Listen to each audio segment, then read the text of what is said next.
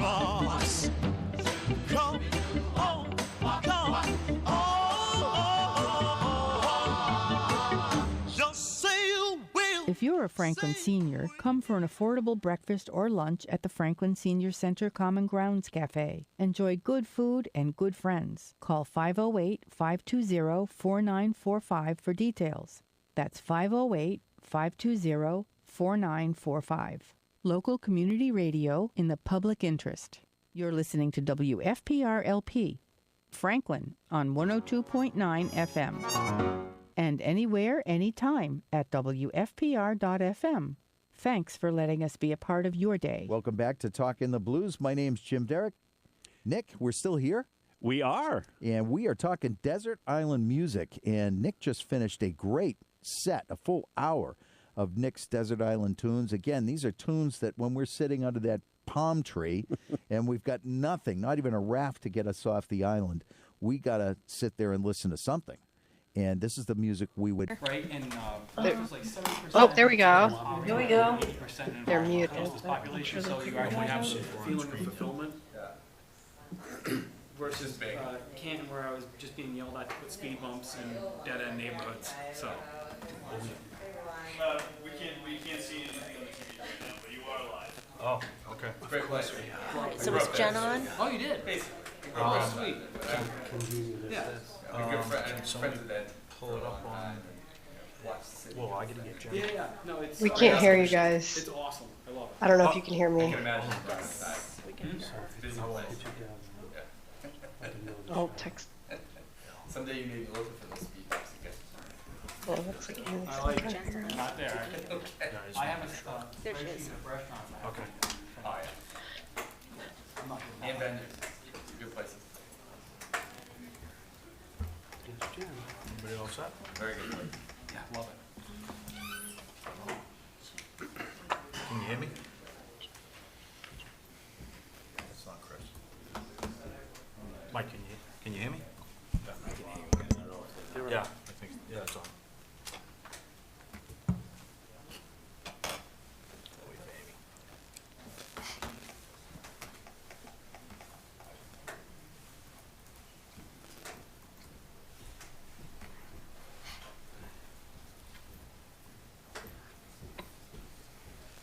We cannot hear you guys. No, we're just, You can can't you hear me hear now? Beth is asking me. She's saying that they can see us and hear us, but we cannot hear them. Looks like They're we're still on mute. muted. We're on mute, Like the though. town chambers Zoom is muted. You guys, They we're are on mute. muted, yes. Let's see, I can unmute, let me see. Town chambers. Can you guys try talking again? Yep. You hear me now? There we go. Now we Okay. can. Yes. Sorry, Thank Miss you, Green. Maxine. Thank you. All set, Amy? All right. Can you make the screen bigger? Okay, we're good now. Good now? Good. Hold on 1 second. Yeah, oh, Can you just get the full size so it like zooms out? Do you know what I mean? Thanks.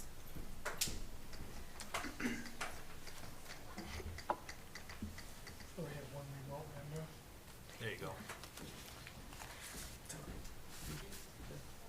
Good. Okay, let's go. Greg, you know you need to identify your remote member right up front, Correct. Yep. and all votes by roll call. Welcome to the October 17th, 2022 Franklin Planning Board. This meeting is audio and videotaped, also on Zoom, and the call-in number is 312-626-6799, and the meeting number is 850-092-15474. And just for everybody's knowledge, Jen is on Zoom, so we'll be going to her for meeting as well as vote. You gotta identify her fully. Yeah, Jennifer Williams is on Zoom, so she'll be part of, she's not in, but she's on Zoom tonight for everybody to know. Hi, guys. Thank you. All set? Good?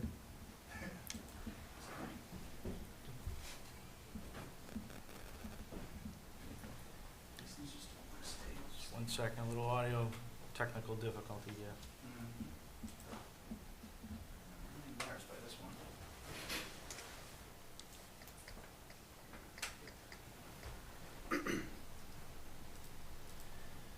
There you go. Okay. Okay, well, first item of business will be the, general business will be a limited site plan for 100 Panther Way. Amy, if you could give us a quick brief, please? Yes, thank you, Mr. Chairman. So 100 Panther Way is located in the Commercial 2 zoning district, map 275, lot 005. The applicant is providing information tonight on a tenant. Per the special permit and site plan certificate of vote dated July 6, 2020, the planning board asked that if there was any other tenants other than the bus company, that they apply for a limited site plan. So they are here tonight to apply for the limited site plan.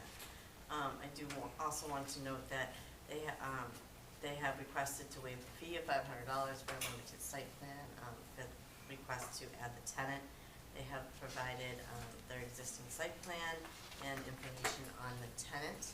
The applicant is here in the audience for any questions. Okay. Mike, we'll go to you. You have any comment on the change? Thank you, Mr. Chairman. No, there's been no changes to the site plan itself. It just has to do with the tenant, the occupancy within the building, so we didn't have any comments on this. Okay. If the applicant, Brad, you want to just approach the mic, give your name and address, please? Brad Chaffee, Cameron Property Group, applicant. So just as Amy and Mike stated, so we have a tenant for the building. I mean, nothing has changed as far as the site plan goes. The only thing, as part of my letter that we did submit, we just had some reduction in parking. Essentially, when we came here to, as part of our special permit, we just had more office space. Of course, this was approved in July 6th of 2020, so office space is a little different nowadays. So that's it. So we kept the same amount of parking, haven't changed any of that. The footprint of the building hasn't changed, just interior-wise. Okay. Took out that office level. Okay. So you're reducing by 8 spaces total? Yes. Okay. Mike, did you? I mean, yeah, the spaces are the exact same count. We just reduced our need for that, but we kept it the same. Okay. So we did not reduce any parking or any. Okay, permits. okay. I just had a note on that. Yeah. Anybody on the board? Any? Jay? No? Rick? I have a quick question. Brad, on the, it says 6 bus spaces within the building. Is that on the upper part or the lower part? That's on the lower part. And I know this from the very beginning. This is not to park, are they parking overnight or just for use, was minor repairs or something like that? Yeah, they will be parking in the parking lot, and then there will be a couple inside the building, but they will be there overnight. Okay, Yeah, but they won't be there. okay, thank you. Okay. I just want to make, no, go ahead. I was just going to make a note. Is everybody okay waiving the $500 fee? Yeah, I'm good with that. Mr. Chairman, make a motion to waive the limited site plan fee of $500 and make a motion at the same time to approve the request for the limited site plan. All in favor? Aye. Aye. It's a roll call vote, so Roll call vote. Greg Rondo, Yes? William David, Yes. Rick Power, Yes. Jennifer Williams, Yes. Beth Whirling, yes. Thank you. Thank you.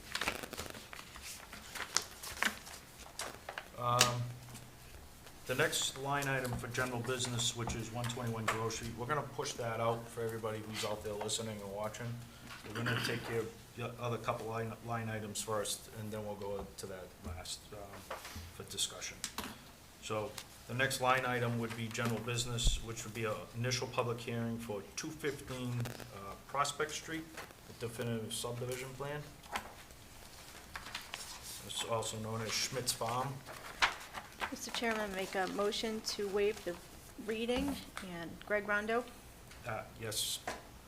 William David, Yes. Rick Power, Yes. Jennifer Williams, Yes. Beth Whirling, yes.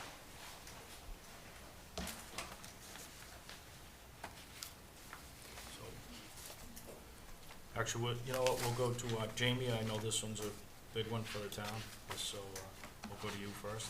Awesome. Thank you, Mr. Chairman. So before you tonight, I got to step back for a minute and realize I'm at the planning board. So before you tonight is a definitive subdivision plan for 215 Prospect Street. As I've already outlined at the Community Preservation Committee and the Town Council at the public hearing a couple weeks ago, this is not really a subdivision. I've gotten a lot of questions recently. And so there is a map that Amanda's putting up here. So we are applying between both the town and the applicant, Mr. Schmidt. This is a very unique request and a very unique proposal. I left behind with all of you a copy of the PowerPoint, the overview that was given at both of those other public hearings. Both the Community Preservation Committee and the Council. The Council is planning on voting this coming Wednesday. The Community Preservation Committee did formally recommend this proposal to move on to the Council. And we do have a Finance Committee meeting via Zoom tomorrow just to get all the ducks in a row.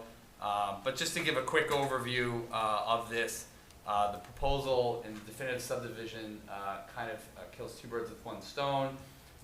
This basically allows the town to acquire 113 acres for the purposes of open space and agricultural preservation through the Community Preservation Act, while also giving ultimately the Schmidt family a little bit over 2 acres, 2.16, right up in the corner.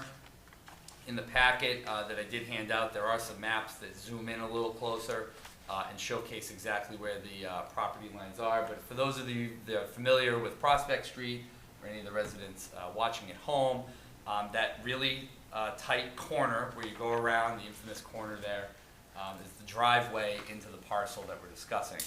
And if you look at the front of that parcel, essentially there's a retaining wall right as you go in, there's a garden to the left, and up the side of the hill on the property that's next to it, right along the property line is where the roughly a quarter acres would be for the Schmidt family. And then the remaining 113 acres or so further down would be, the town would acquire that through the Community Preservation Act.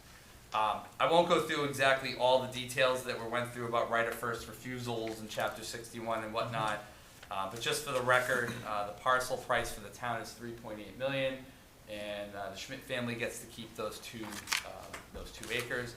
As all of you likely know, and I know the representatives for their family are here tonight to discuss that, they're planning on building, and what's allowed in the agreement with the town is one single-family home on the 2-acre lot that's there.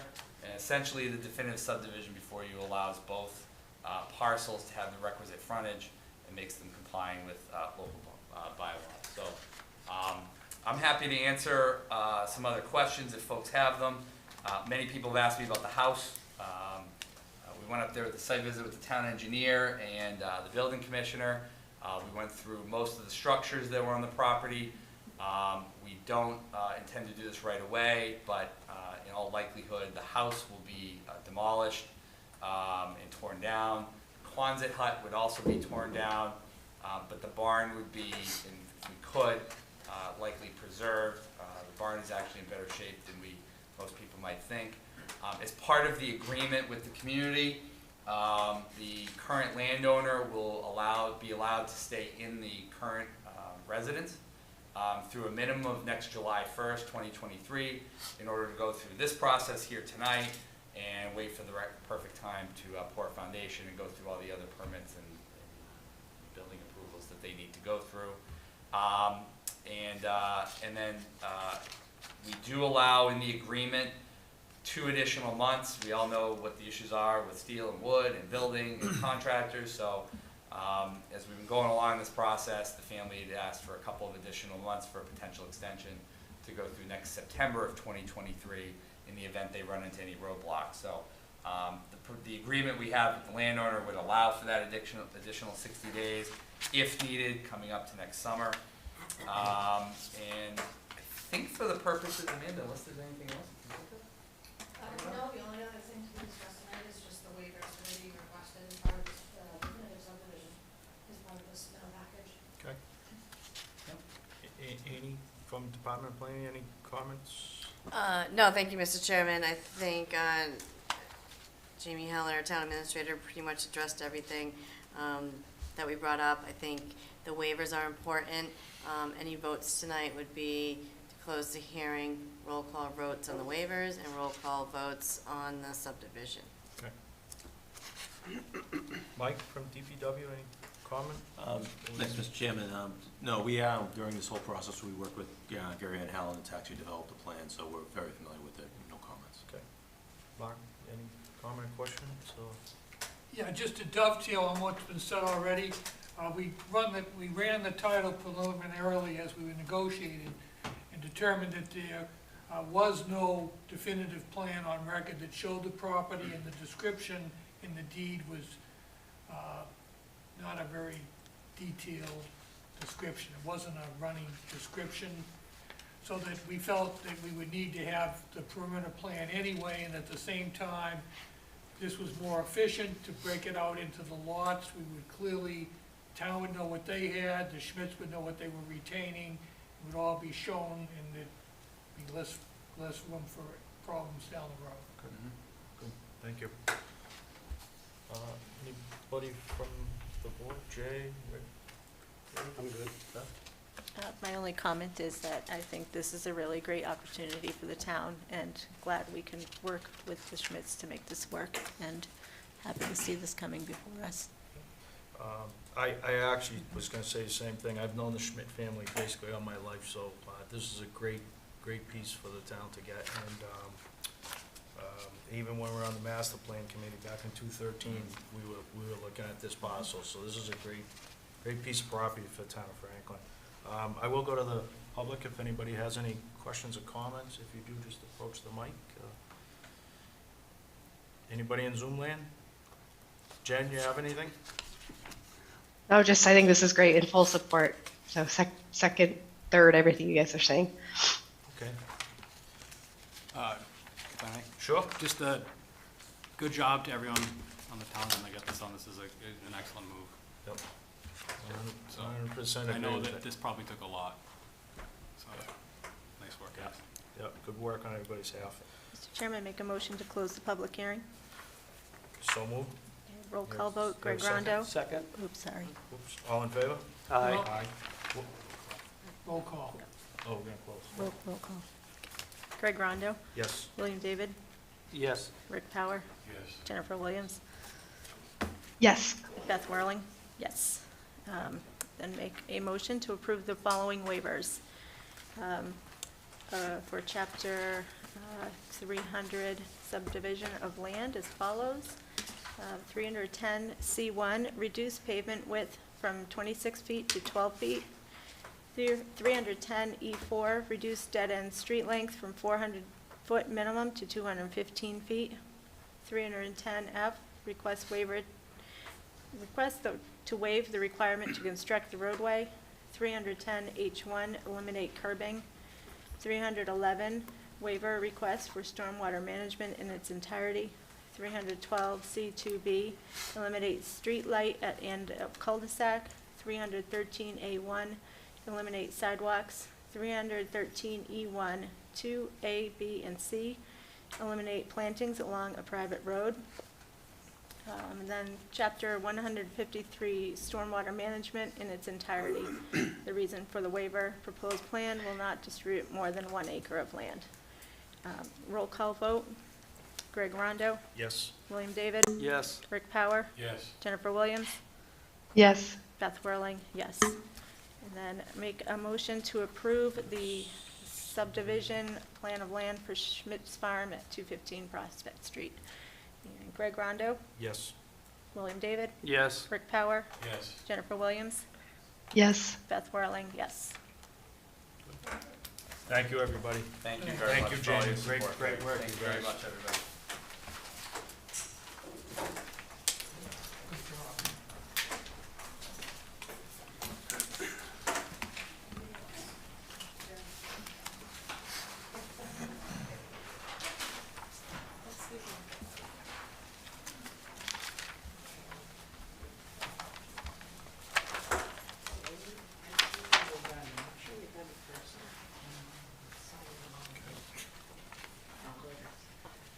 We'll go to our next public hearing, which would be for 700 Union Street. which would be the Primrose School Daycare.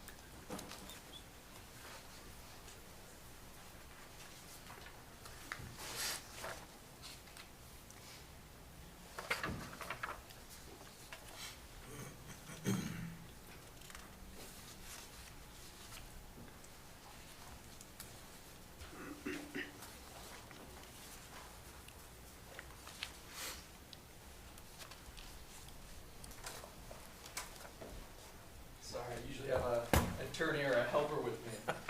It's all right. They're putting me on my own tonight. Alright. So we did submit these electronically, but it may be easier. These are exhibits for this evening. Thank you.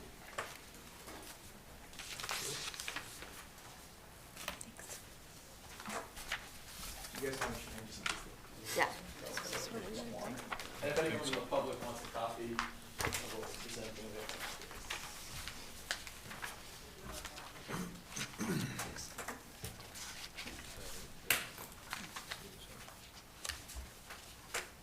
If you'd like to introduce yourself, please. Yeah, of course.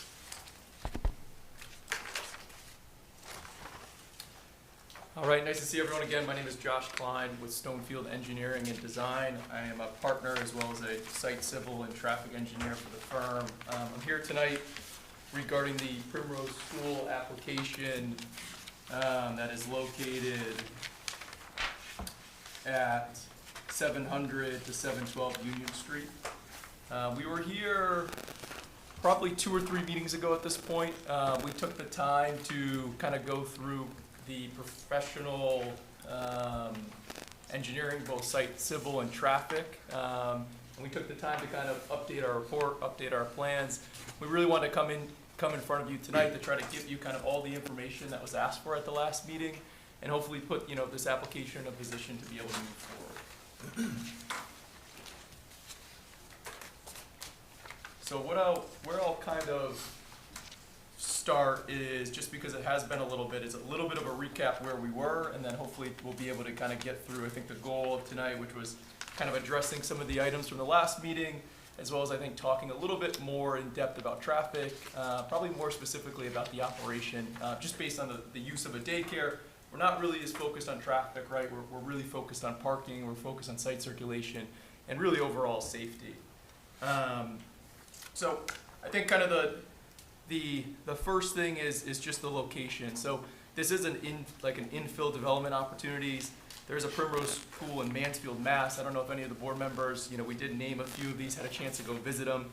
But they have a location in Mansfield, which is about 10 miles away, a location in Natick, which is again about 20 miles or 30 minutes away, and then they have a location in Rockland. So this would be kind of an infill location for them as well. The franchisee, or the operator, does also operate the Mansfield location, to give you kind of an idea of the product and the location that they operate. We talked a little bit about site selection process. Mr. Taylor from Primrose was at the last meeting. He will be joining as well, and he can go into the specifics of Primrose if people have questions. But again, I think we're really focusing on the traffic or parking perspective tonight. But they do operate hundreds of daycares across the country. They have reviewed and approved this location. They're very excited for the opportunity to come here today. Something we did touch on at the first meeting that I think really applies, not only is in a lot of the materials that I handed out tonight that I'll go through, but which is a big part of any daycare application, is really making sure we understand that this is not a school. A daycare does not operate anything like a school. The operation is completely different than a school. And so how these sites operate, there is not a bell or there's not a surge effect. So a lot of times what we as traffic engineers look at when we see a school is you hear, kind of the surge effect or the bell effect, where people have to get to the school before homeroom. People have to drop their students off at a certain time. At a daycare, it is convenience. People, and you'll see as we kind of go through some of the data that we've pulled on 6 other sites as well as the Mansfield location, is people really do drop off when is in pickup, when is convenient to them.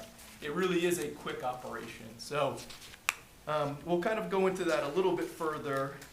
And then I think the other kind of item is just to kind of talk about where we currently are with the project and kind of what updates we've made. So there have been, if you kind of looked at it on paper, you might not be able to see the changes as easily, but as we kind of walk through them, I think they're really important changes. So one of the big things we took a look at was the parking area. So this is, I kind of brought in today, it's a 1-of-1, it's a site plan rendering exhibit. We basically took our site plan, we colorized it, and kind of brought in the landscaping so you can kind of see what the site looks like overhead. So it's exactly the same as the site plan that was resubmitted. It's the same that was kind of submitted electronically earlier, as well as kind of in the packet that I passed out. And that's the first sheet of the packet that you all received. So the first kind of big change is in the parking area. So we made the parking area one-way circulation. So you kind of... Yeah, I was just gonna say, if you could kind of point it out so everybody can see it on TV as well. I think this mic is on.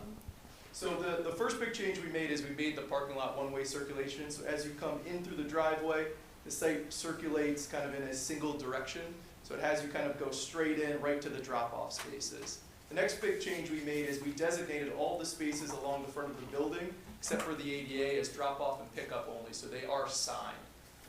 What we also did is we provided bollards along the entirety of the front of the building, as well as a playground area to provide some safety and kind of protection along that area.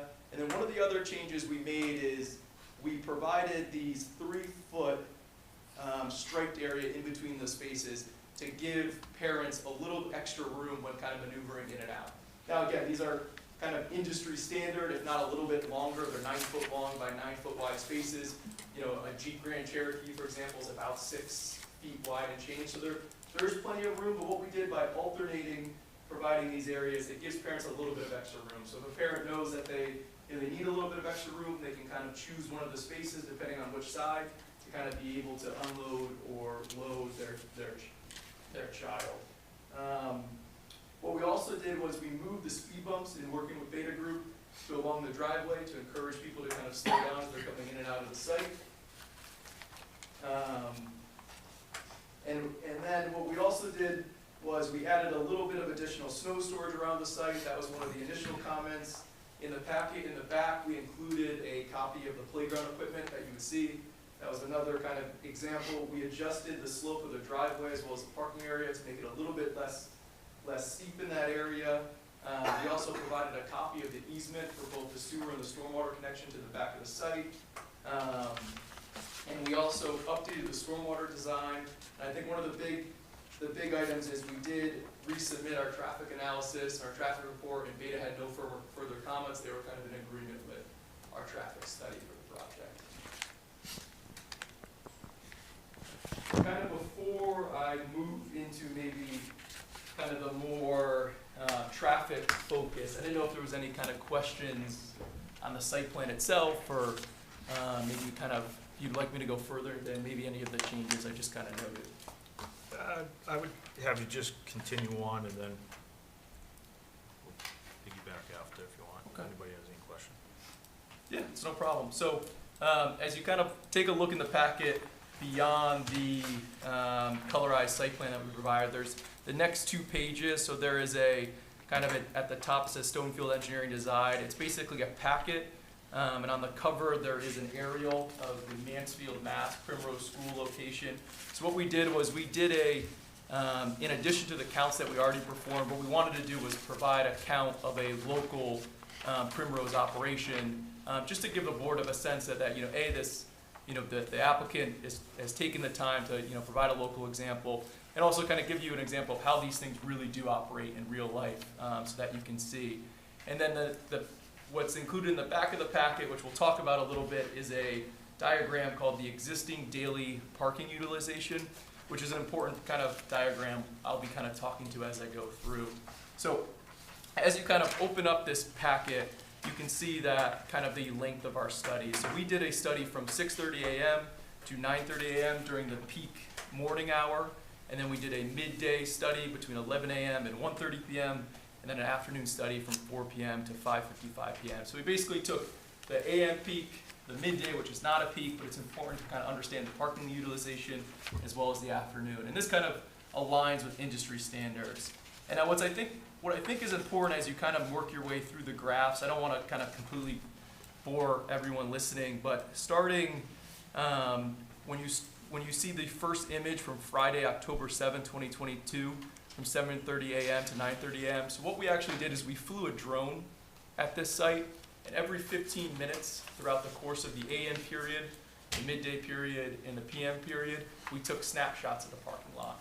And one of the big things that's important there is we wanted to kind of show the board is that, again, how these sites operate in real life conditions. So this site, as you can see, if you want to skim through the photos, there was never any queuing. There was never any kind of issues with cars coming in and out of the site. This is a two-way access drive, so their site does not operate in a one-way motion.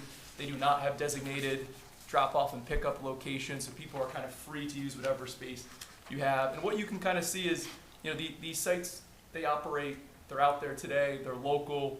What we've done with this project is kind of we're designing, I think, with, maybe being a little bit more concerned or more cautious, which is totally fine. That's why we're designating spaces. That's why we have the additional striping and marking. That's why we have the speed bump. So in this situation, we are going above and beyond to make sure that this site will operate as intended. It will operate safely. But I think this is kind of a good example that you can see, within about a 10-15 minute drive that operates safely today with the same exact operation, drop off and pick up as expected. And I think what was really important about this study is it really aligned with the industry data that you heard in the original meeting, as well as kind of what was included within our traffic study that the beta group kind of was in agreement as well. So kind of when you start looking at that drop-off period, the peak in that 6:30 a.m. to 9:30 a.m. window kind of aligns with this study. The average time for a drop-off operation was 5 minutes. The Mansfield location, what we found was the average time was about 5 minutes. Then the pickup operation, again, we looked at that same window, 4 to 6:30 p.m. What we saw was, based on other data we have in our experience, it's 8 minutes. The Mansfield location was on average about 8 minutes for the drop-off as well. What we saw is a max drop-off of about 8 vehicles and a max pickup of about 5 to 6 vehicles. And I think what's important here is we have 10 drop-off and pickup spaces along the front. So there's plenty of drop-off and pickup spaces along the front, and that's not including the 2 ADAs. There's a total of 12 parking, and just for conversation's sake, we're not including the 2 ADAs as part of that drop-off and pickup. When you start looking at drop-off and pickup and start talking about a daycare, there's kind of a few different terms that people use, and I think it's important to kind of look at. So you have kind of room capacity. Room capacity is what you see, so I just kind of slide below. The room capacity is what an architect puts on the floor plan a lot of times.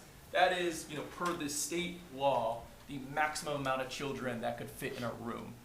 Then you have license capacity. License capacity is what the daycare actually goes out and gets licensed for, and it's usually a little bit less. And then you have enrollment, which is how many children are enrolled in the school. But then you have the actual operation, how many children are really going in there on a day-to-day. And it's really important to understand because, on this floor plan, the room capacity is 180, but that's really not how these daycares operate on a day-to-day. So for example, kind of typically a mature daycare, which takes about 2 to 3 years, only kind of has a maximum of about 80% enrollment.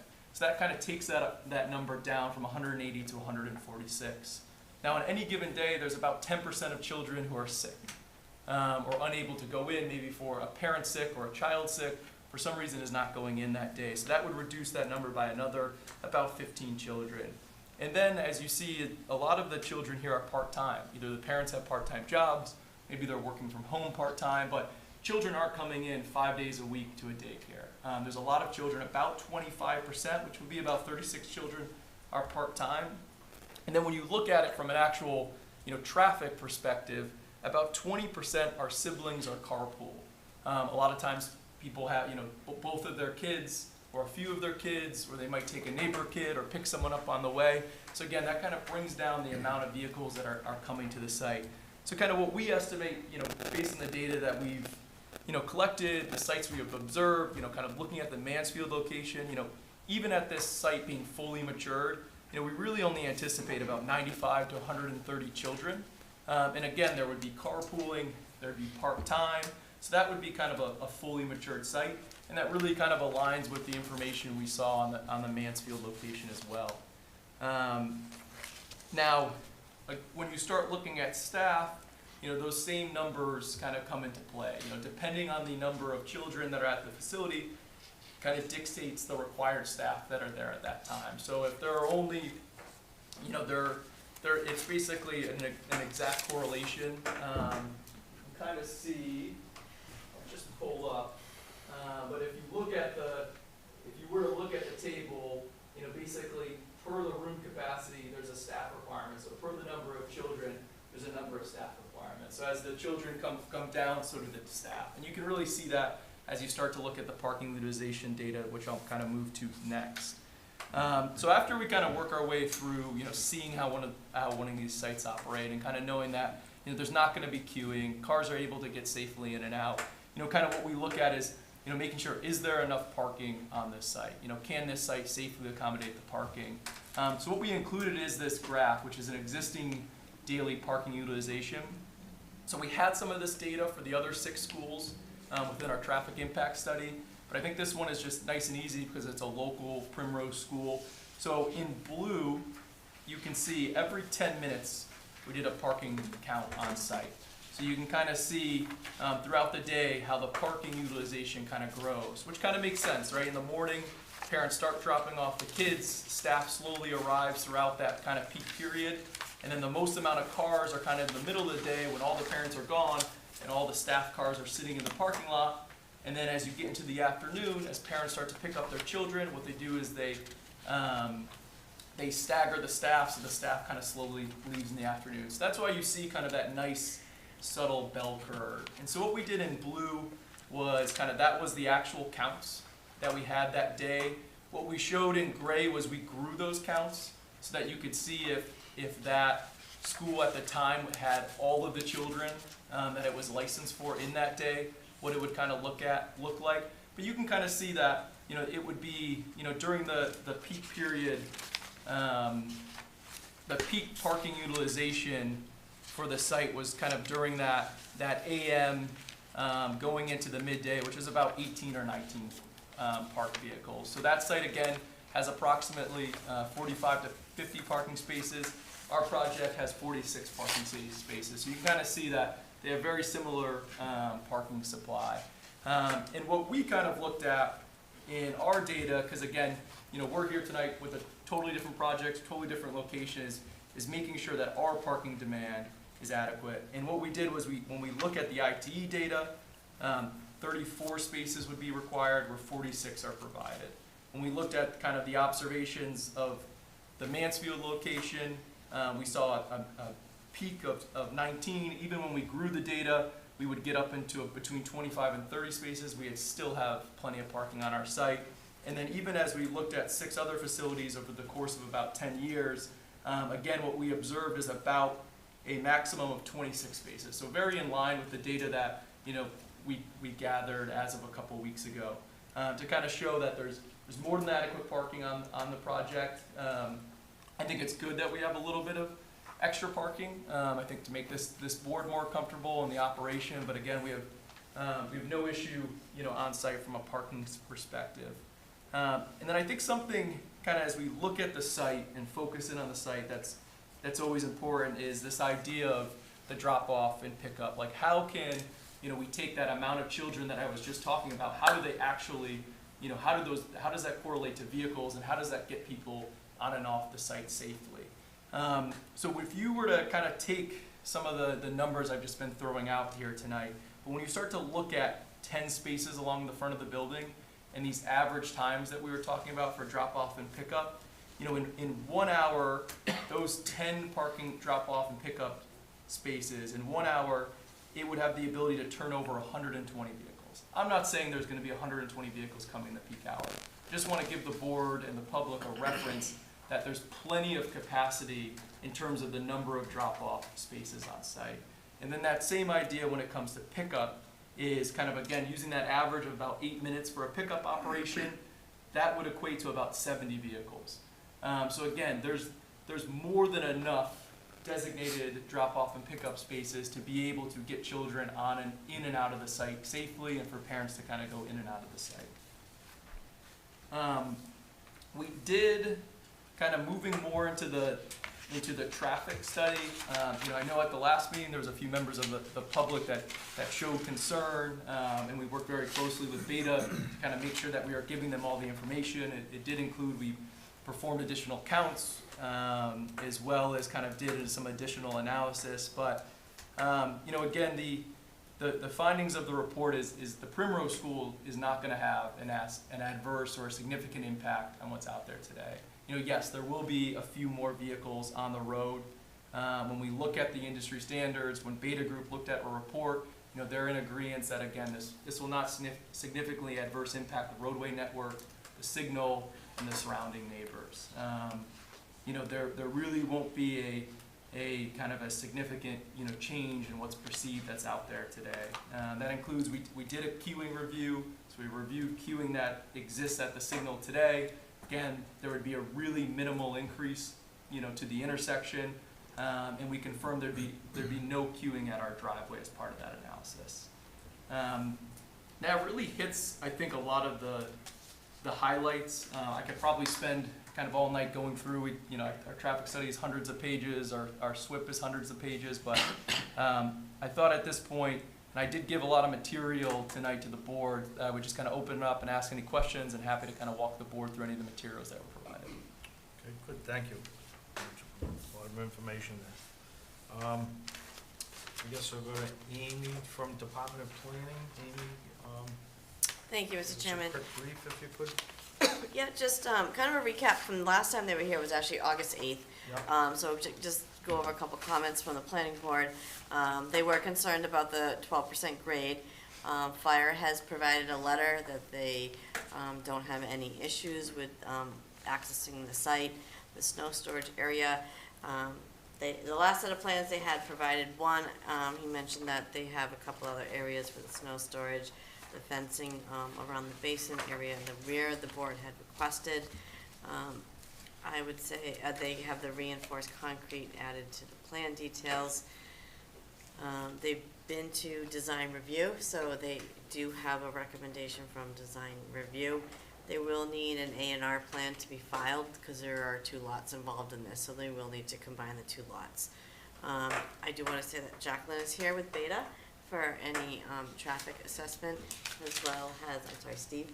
Yep, Stephen is here in place of Gary for any stormwater questions from Beta. One, I think an outstanding item, we can refer to Mike, our town engineer, is he does have a comment letter that has not been addressed by the applicant. Thank you. Thank you.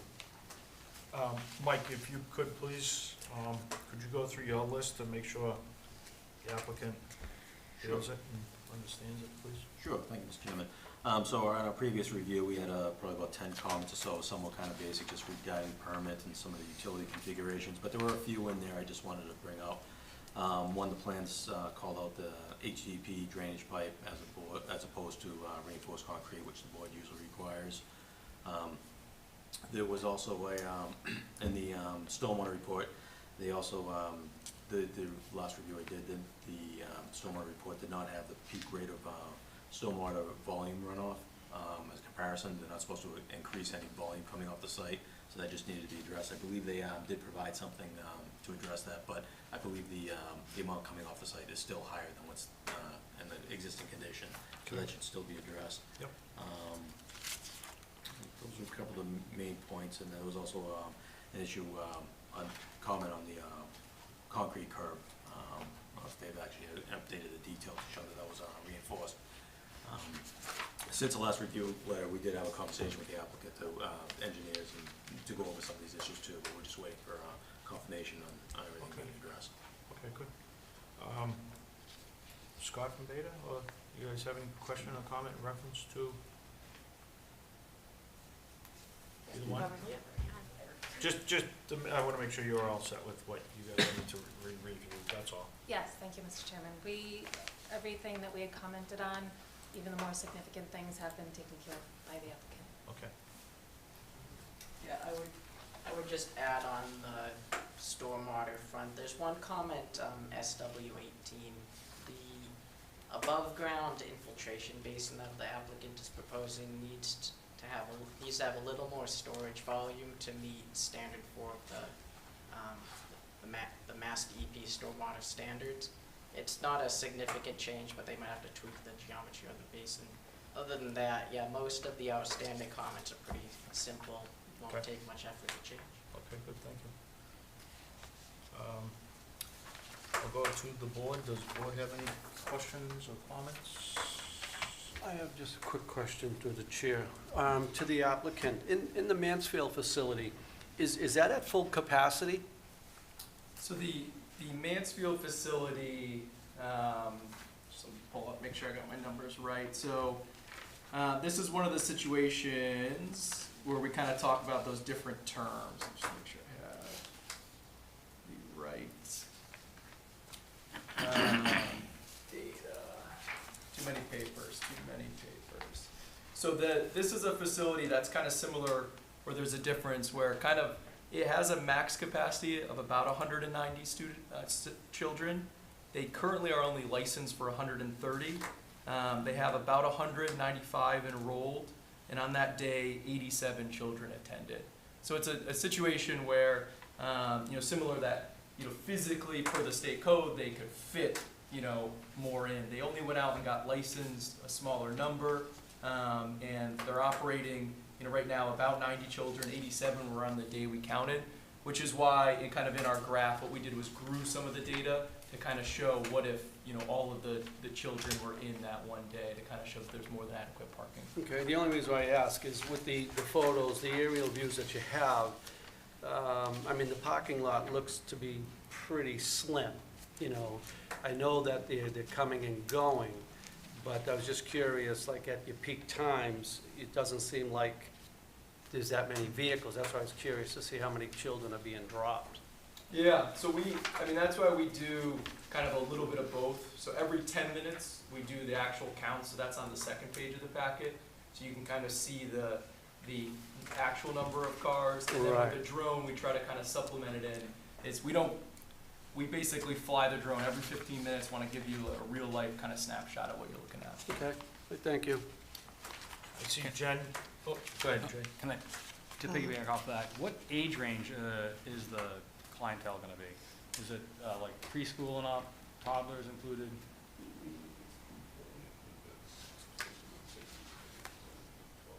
Six weeks of age to 12 years. Yeah, so there's different ratios for childcare. So obviously when they're lower, there's more. But in the higher end, preschool, it's like 1 to 10. So that can explain, kind of the lower number of vehicles on the site. So if you're not serving a population of, a ton of 6-month-olds. Through the chair. Yeah, go ahead, Jen. Thanks. I just want to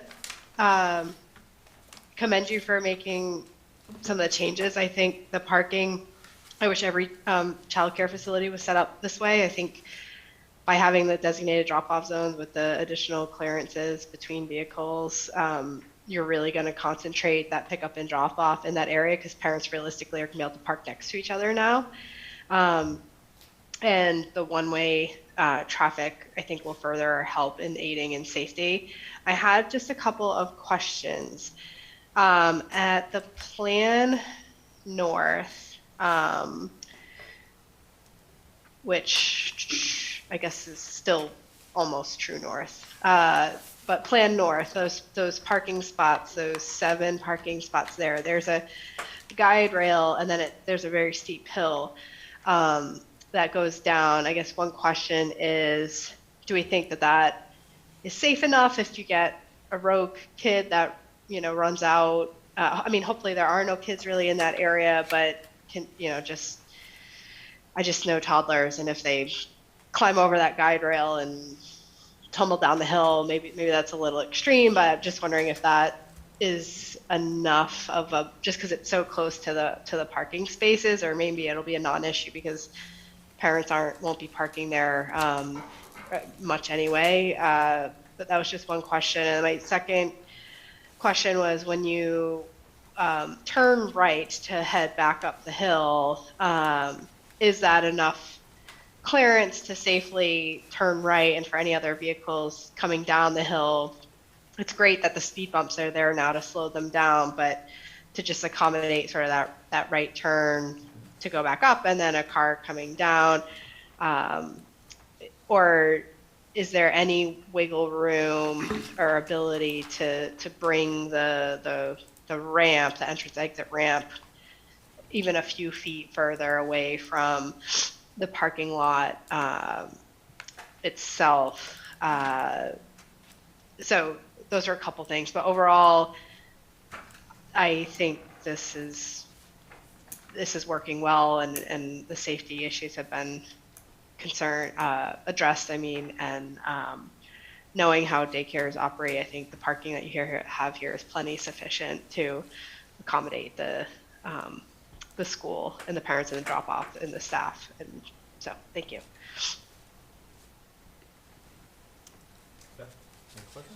Sure. Not so much questions, but just kind of comments in making sure that the outstanding drainage and stormwater comments are addressed specifically. The comment number 8 on DPW from Maglio is addressed. I think that one's really important to make sure we don't have any higher than existing conditions for the runoff. Yeah, so, those comments are important. And comment SW18 for Beta. Yep. And kind of echoing what everyone else has said, improvements have been made, so glad to see that. Okay. So, I just had one quick question. When you go to get your licensing for the state at this facility, what level and how many kids are you potentially looking at for this one? And same comparison to Mansfield, or do you happen to know? I'm happy to address that. If you could, please. I was just curious. I just want to make sure they're comparable in size based on the parking, building Absolutely. size. My name is Matt Taylor. I oversee the development for Primrose along the East Coast. This will be licensed basically about the same as Mansfield. And to give some clarity to why Mansfield's only licensed for 130 at this point, like everybody, staffing is a huge issue. And you can't have a license that isn't supported by staff or background checked. It's a very significant issue to go through. So when we bring more staff on, the license ramps up accordingly. The 130 number is probably about right for this point where that school is at, but the same capacity here, really the same, almost the same floor plan as Mansfield. Good, thank you. Thank you. Okay, so I guess it looks like we just got a few things to clean up, so I would say if you can get with Mike with DPW and Beta and go through Mike's list, the 1 through 10, and any other questions or comments, and get them on and get whatever changes are made on the drawings. We'll continue this to the next meeting. I should say, is anybody else in the public that has any questions or comments? I don't see anybody raising their hands. Okay. So do you think you'll be able to wrap it up for the next meeting?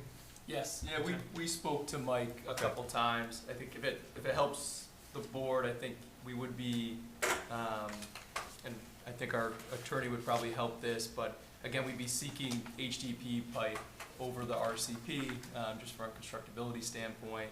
And then from the stormwater, we were only increasing the volume during the 100-year storm event by, it was about 1.2 or 1.3%. So our latest submission was a very minor increase. But again, we can kind of work with Mike. We did get Beta's latest letter today. Yep. So it was pretty clean. I mean, mostly SWIP-related construction items, so we can definitely get that cleaned up. Yeah, and the HD pipe is what we recommend. Perfect. That's good to hear. You can do your transitions into your Caltech chambers and whatnot in your grassed areas with some of your plastic, but the main drainage we want an HD, okay?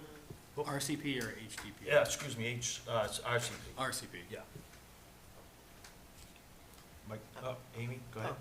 No, sorry. Actually, because I was going to mention, they did request 2 waivers, and one of them was being for the HDP pipe. So I think if the board wants to give them direction on what they are going to require, if you're not going to grant that waiver, probably maybe you want to talk about tonight.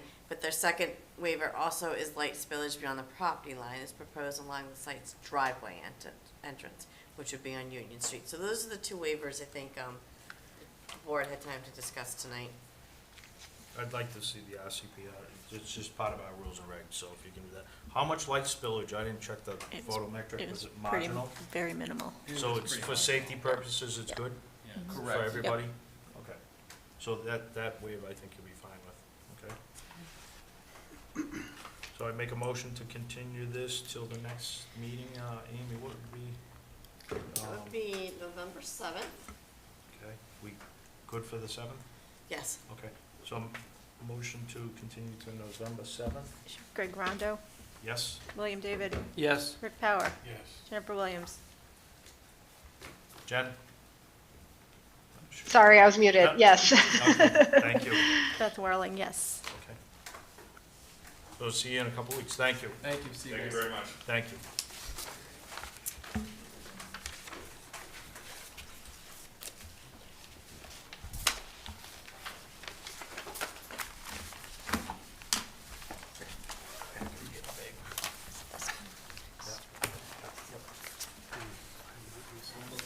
Yeah, can we make a 5-minute recess, please? Motion? Second? All in favor? Roll call vote. Aye. Greg Rondo, Yes. William David. Yes. Rick Power. Jennifer Williams. Yes. Beth Whirling, yes. Do you want to do it? Keep on laughing at the pain, baby. All of the changes, keep on singing. Won't play my harmonica like this.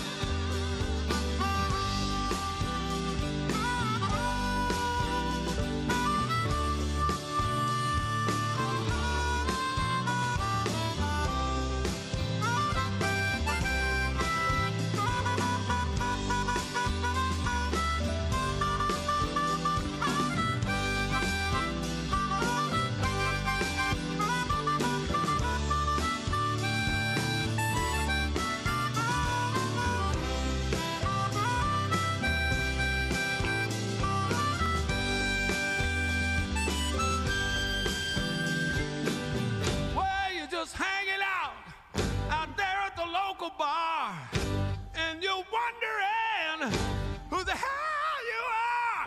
Are you a farmer? Somebody say, are you a star? Smile on to the rain. Laugh on at the pain. Oh, the changes until the sun comes out again. You gotta keep on smiling through the rain, laughing at the pain, and the pain is the pain.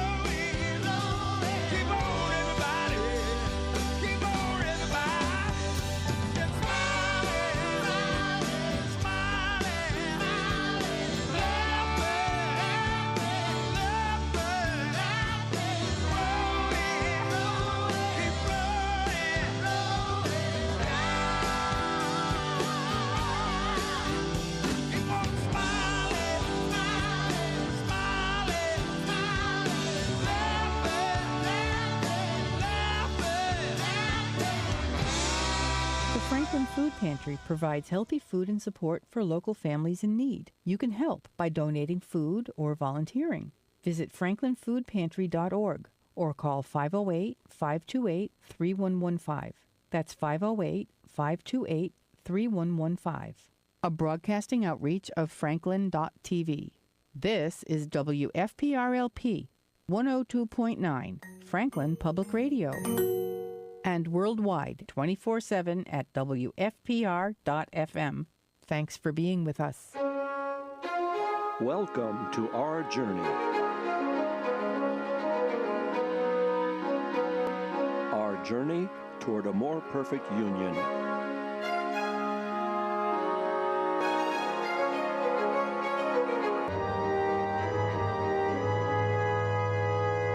Our more perfect union is an experiment, a grand experiment in something we all cherish, democracy.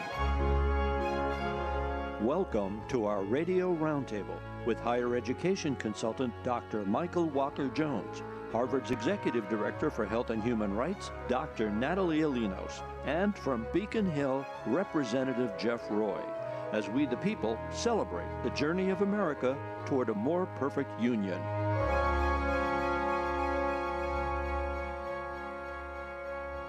Welcome to A More Perfect Union. I'm Chris Wolf, and joining me this week, our roundtable of radio regulars, Harvard's Executive Director for Health and Human Rights, Dr. Natalie Alinos, our station manager, Peter Jay, my co-host, Nick Romasong, and apologies from State Rep Jeff Roy and higher education consultant, Dr. Michael Walker-Jones, unavoidably absent today. And a special guest this week, the founder of A More Perfect Union, Frank Falvey, Franklin Broadcasting legend. Morning, Frank. Morning. Yes, you are a Franklin Broadcasting legend. Going back how far, Frank? 1980 what? 1984. And if Guys all set over there? Yeah. Okay, we're back on. Before we go to this next one, we have one public hearing that we need to continue, which is 704 Washington Street. They're looking to be continued. Amy, do you think they'll be ready for the next meeting, is it then? Actually, they are not. Thank you Okay. for asking. After the packets went out, they actually sent me a second email requesting to be put on for November 21st. November 21st, okay. So I'd like to continue 704 Washington Street to November 21st. Make a motion to continue to November November 21st. Greg Rondo, Yes. William David, Yes. Rick Power, Yes. Jennifer Williams, Yes. Beth Whirling, yes. Okay, good, thank you.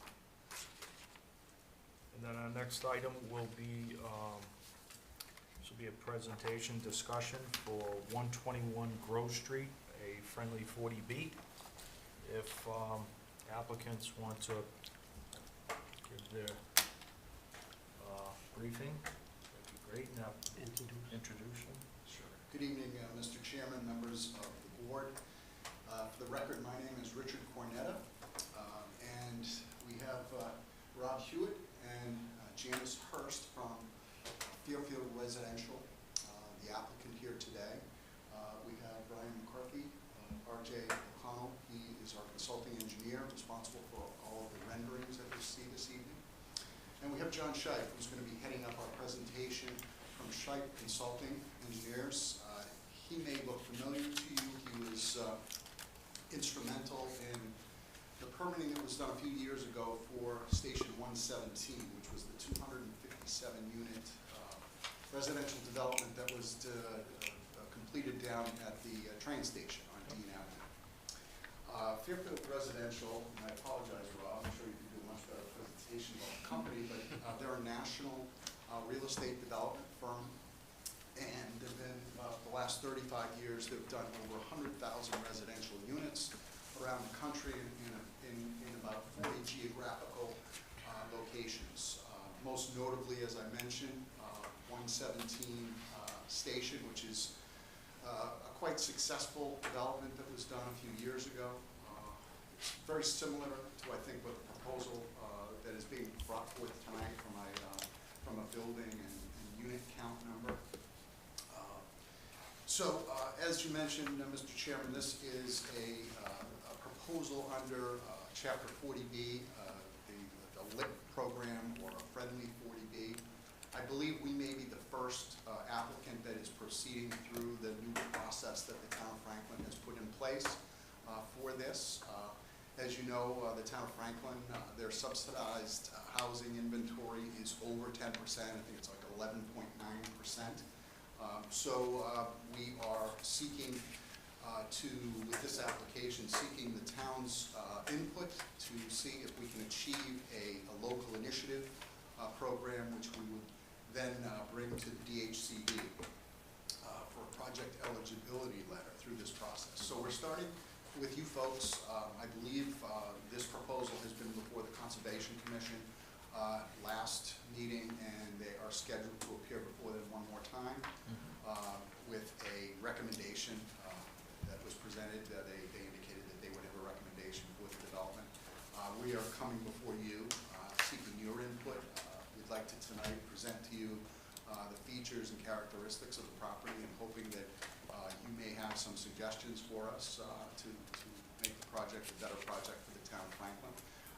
And then from there, we anticipate going through this process before the Franklin Town Council, where we will be seeking their endorsement for the project, hoping that if we are successful, we will then file with the DHCD in Massachusetts seeking a project eligibility letter. And at that point, assuming all is proceeding in the right direction, we will then appear before Franklin's Zoning Board of Appeals, and we will seek a comprehensive permit where all of the issues, all the detail of the project, and hopefully some of your recommendations will be presented before them, so that we will seek what, as I indicated, is a comprehensive permit under Massachusetts General Laws, Chapter 40B. So with that, I'd like to turn our presentation over to John Scheit, who will take us through the particulars of the project. Okay, Thanks, thank you. John. Mr. Chairman, I'm John Scheit. Thank you very much, Rich. We brought with us a PowerPoint show, and I'll walk you through that. A couple weeks ago, we did submit a formal application. We worked with the narrative that Amy, you put together. Thank you, and we submitted an actual application with narrative and some report, and 23 drawings set, still very schematic design, but all in an attempt to try and framework the project at this level. So I'll go through the PowerPoint show and give you more of the generalities about the project. Okay, good, thank you. What I'll show tonight is a little bit about Fairfield Residential. As Rich pointed out, it's a national firm, but you know, I've been, and I work almost exclusively with Fairfield Residential and have for over 20 years.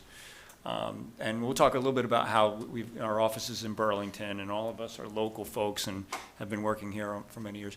We'll talk a little about our project team, the process. Rich already stole a little bit of that thunder, but very good summary, very good overview. I can skim over a lot of these slides. I'll just skip right over.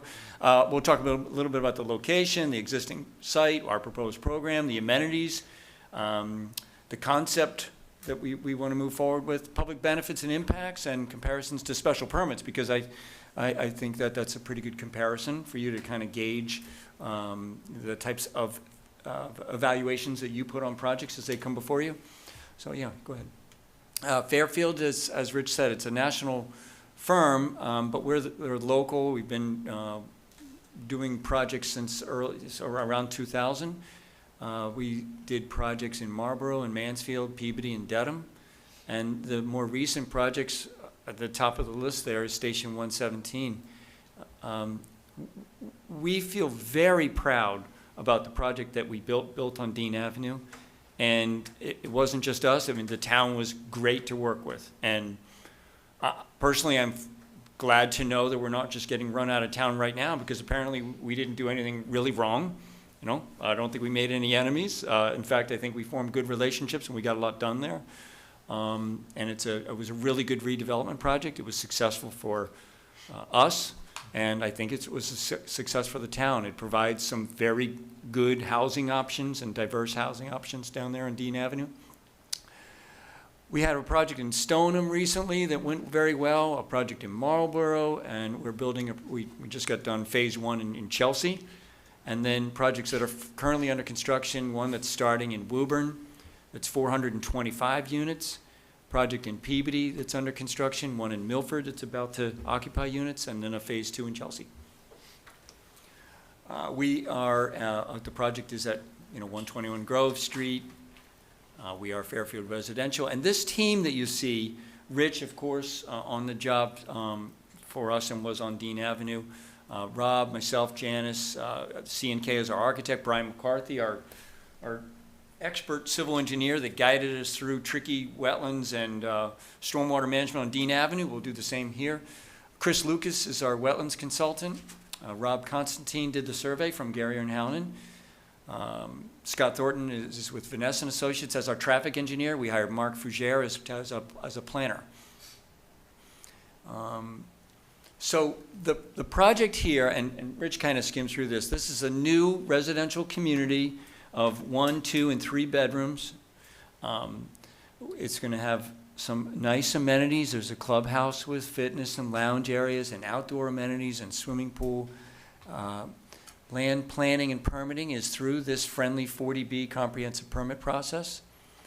We are here tonight looking for your input and feedback to give to the town council. That's part of this process that's been outlined.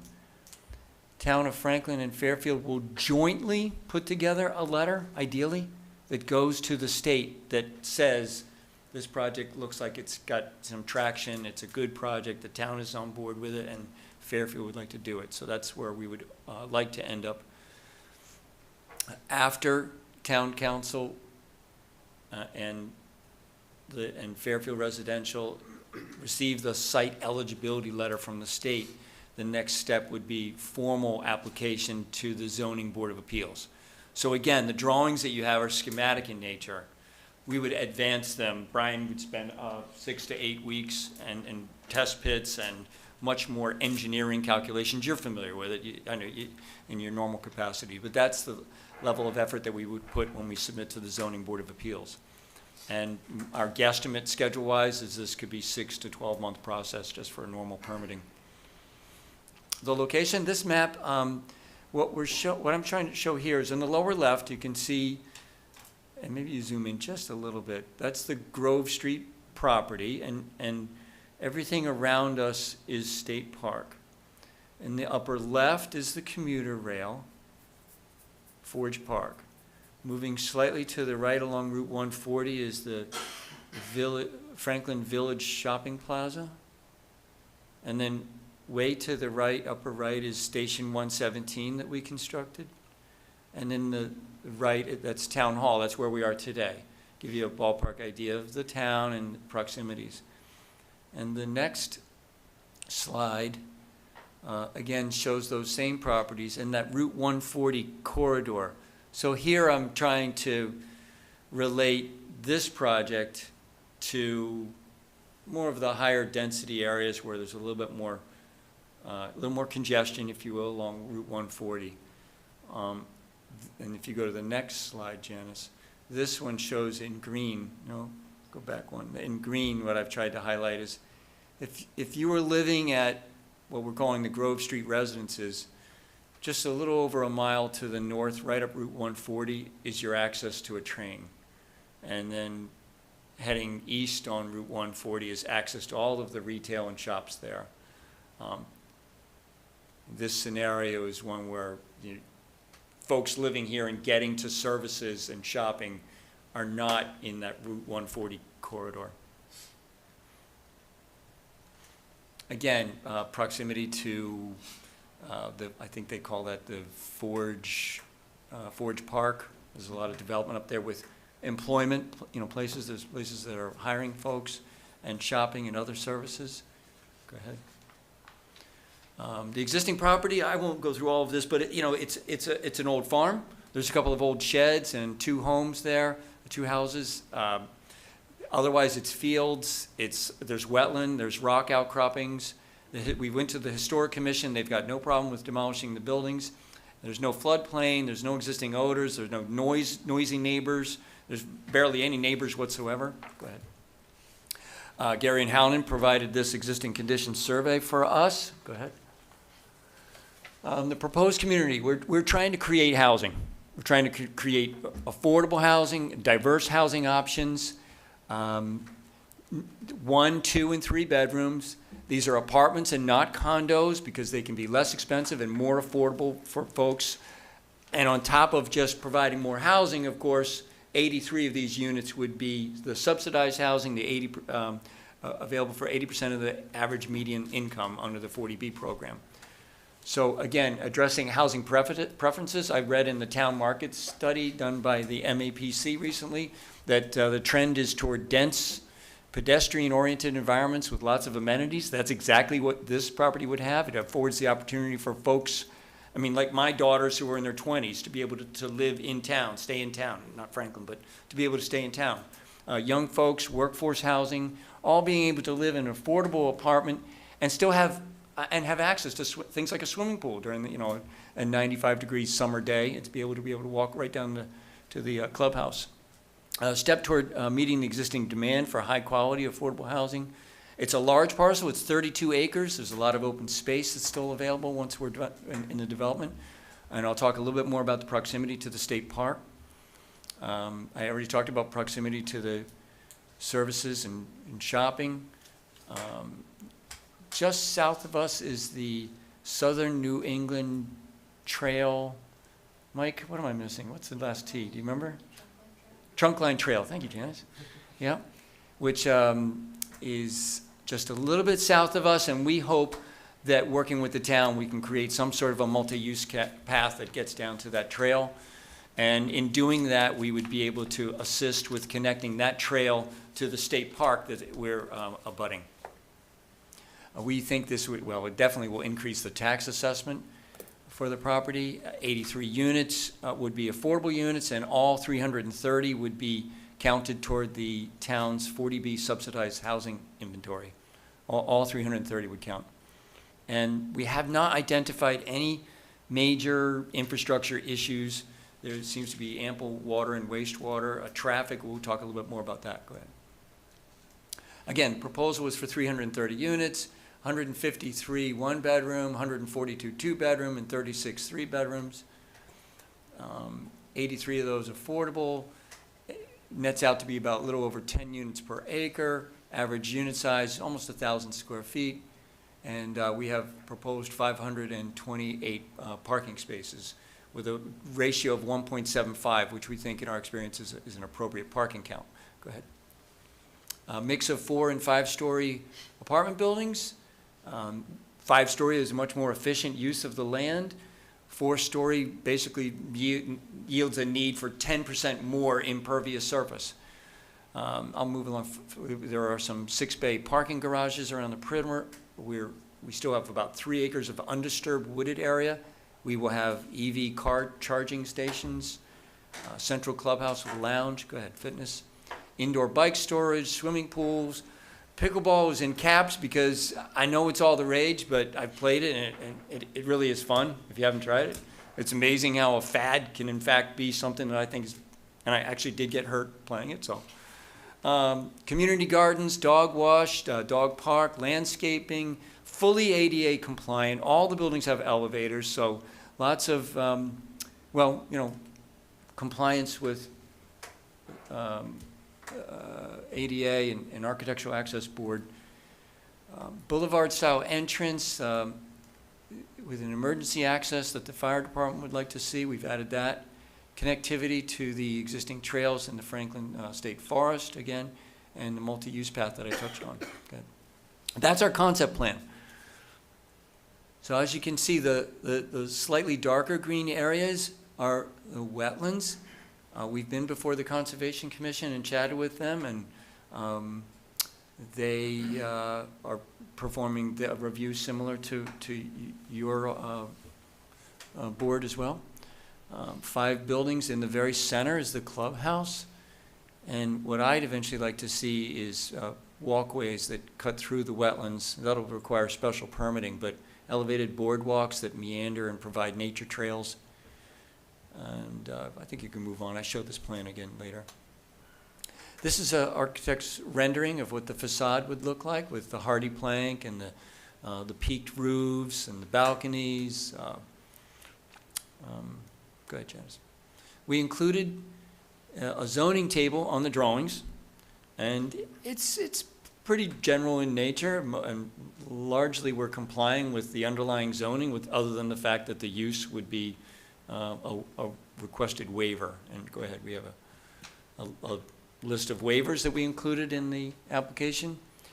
As you can see there's 8, 9 waivers from the zoning bylaw, and they primarily are based around just the mere fact that this is an industrial zone and residential would not be allowed here. But it's only 8 or 9. And then the next one shows the waivers that would be required from the local wetland bylaw. We would comply 100% with the State Wetland Protection Act, but as you may be aware, Town of Franklin has a local bylaw that we would have to request a few waivers from, primarily working within 25 feet of the wetland, which by the state regs would be okay, but local bylaw does not allow. And that's a building elevation showing the building's about 44 feet to the 5th floor balcony, and we met with the fire department. I don't know if it's included in your packet, but the fire department wrote a letter acknowledging our meeting with them, that they are fine with the building height. They've got a 100-foot ladder, ample access. Brian and I worked with the fire department 6-7 years ago on Dean Avenue. We took everything that we learned from that project, applied it here. There's ample access all around all of the buildings, and now even the fire department asked that access into the attic be made larger than required by code, just because they're big guys and they're carrying tanks and they'd like to be able to get up in the attic. No problem. Good. Public benefits and impacts, topics that generally are to be considered. Roadway improvements, general infrastructure improvements, public access, trails, open space, public amenities, positive and negative impacts to the town, impacts on abutting neighbors, and safety and fire impacts. So I'll go through some of those quickly. Roadway improvements. Mike, again, thank you very much for sending me the update and what you have going on. You're very busy with phase 1 and phase 2 on Grove Street. So we've looked a little bit about what's going there, and we would love to see maybe us contribute to other parts of the Grove Street reconstruction, and specifically the multi-use path. We can continue to help, or we'd like to help more, similar to what we did on Dean Avenue, and ideally add a pedestrian connection from where you're stopping at Kenwood Circle, and possibly connecting that through to the front of our project and all the way to State Park. It doesn't look like there's a connection there. And there's also the 67 Degrees Brewery right down the way, which is, I think, a 3/10 of a mile walk once a walkway is built for the residents here. Ample wastewater capacity in the town. There is a fee of $350,000, which we would be paying. And at the same time, some of the pump stations along Grove Street might be a little bit suspect, and we can do something similar to what we did on Dean Avenue by building a tank on our property underground. You'd never see it, of course, and we would release the wastewater off hours if that's necessary, and we'll work with the town on that. Ample water supply. There's a 16-inch water main in Grove Street. Access to the trail system, access to the park. That's the map of where we are in proximity to the park. You can see we're surrounded by it. Again, an overlay of our site in relation to the trails that pop from the Franklin State Forest. And this last one, see the blue line? That's where I would suggest that we work with the town and provide a supplement to the really nice trails that are in the state park right now, bringing people onto our site, crossing over some of the wetlands with some neat bridges, and then connecting back into the park. Proposed boulevard-style access drive, secondary emergency access. That we have not identified any major obstacles traffic-wise. We had a traffic consultant look at it just to identify if we were going to trigger a $1 million intersection someplace. Not necessary. Or signalized intersection, not necessary.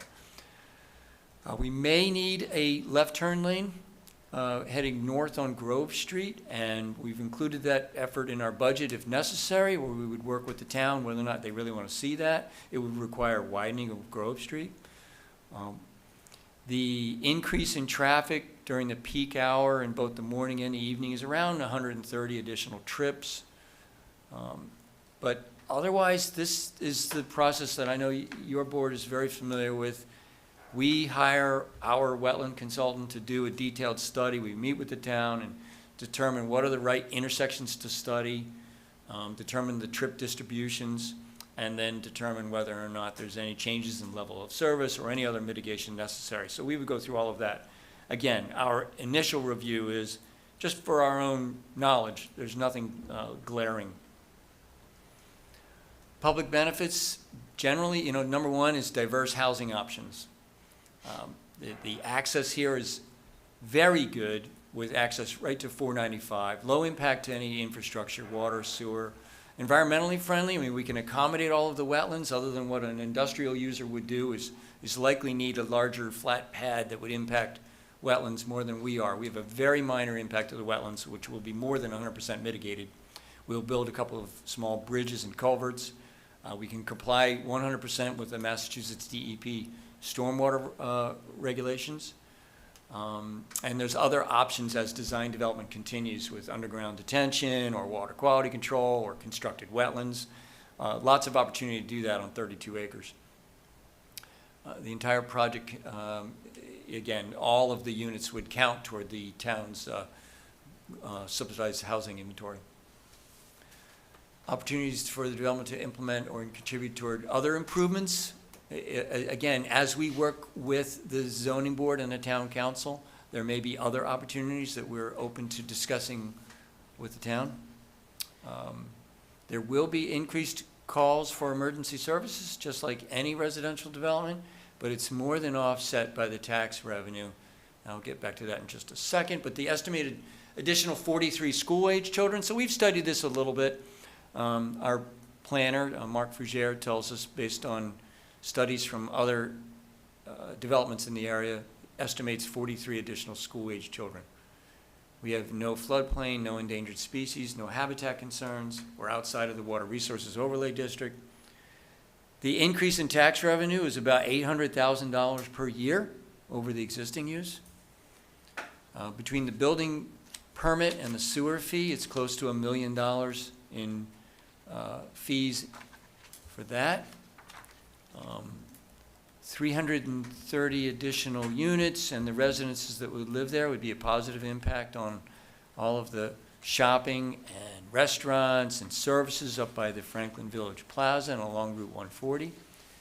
It's, again, 3/10 of a mile walk to 67 Degrees Brewing, and again, the Historic Commission has no issues with any of the demolition of the buildings there. Janice put together this nice map that shows the abutters. I could flip through them, but basically none of them are abutters that we would be concerned about complaining about our being their neighbor. They're all either industrial uses or they are the electrical substation or the state park. So ideal location for a project like this.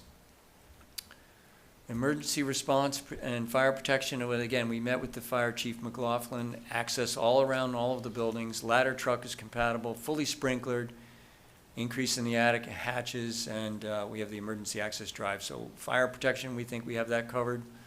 No impacts to residential neighbors. Refuse areas will be screened. Parking ratio is appropriate. Low-level lighting, and we don't have any neighbors anyway. Go ahead. Comparison to special permit criteria. I skimmed through the special permit criteria, and we submitted a more detailed application, but we talk about how the diverse and affordable housing options are really the driver here and are very consistent with town needs. Actually, go back once, and I think the affordable dwelling units will be distributed evenly throughout the project. They will be indistinguishable from the market rate units.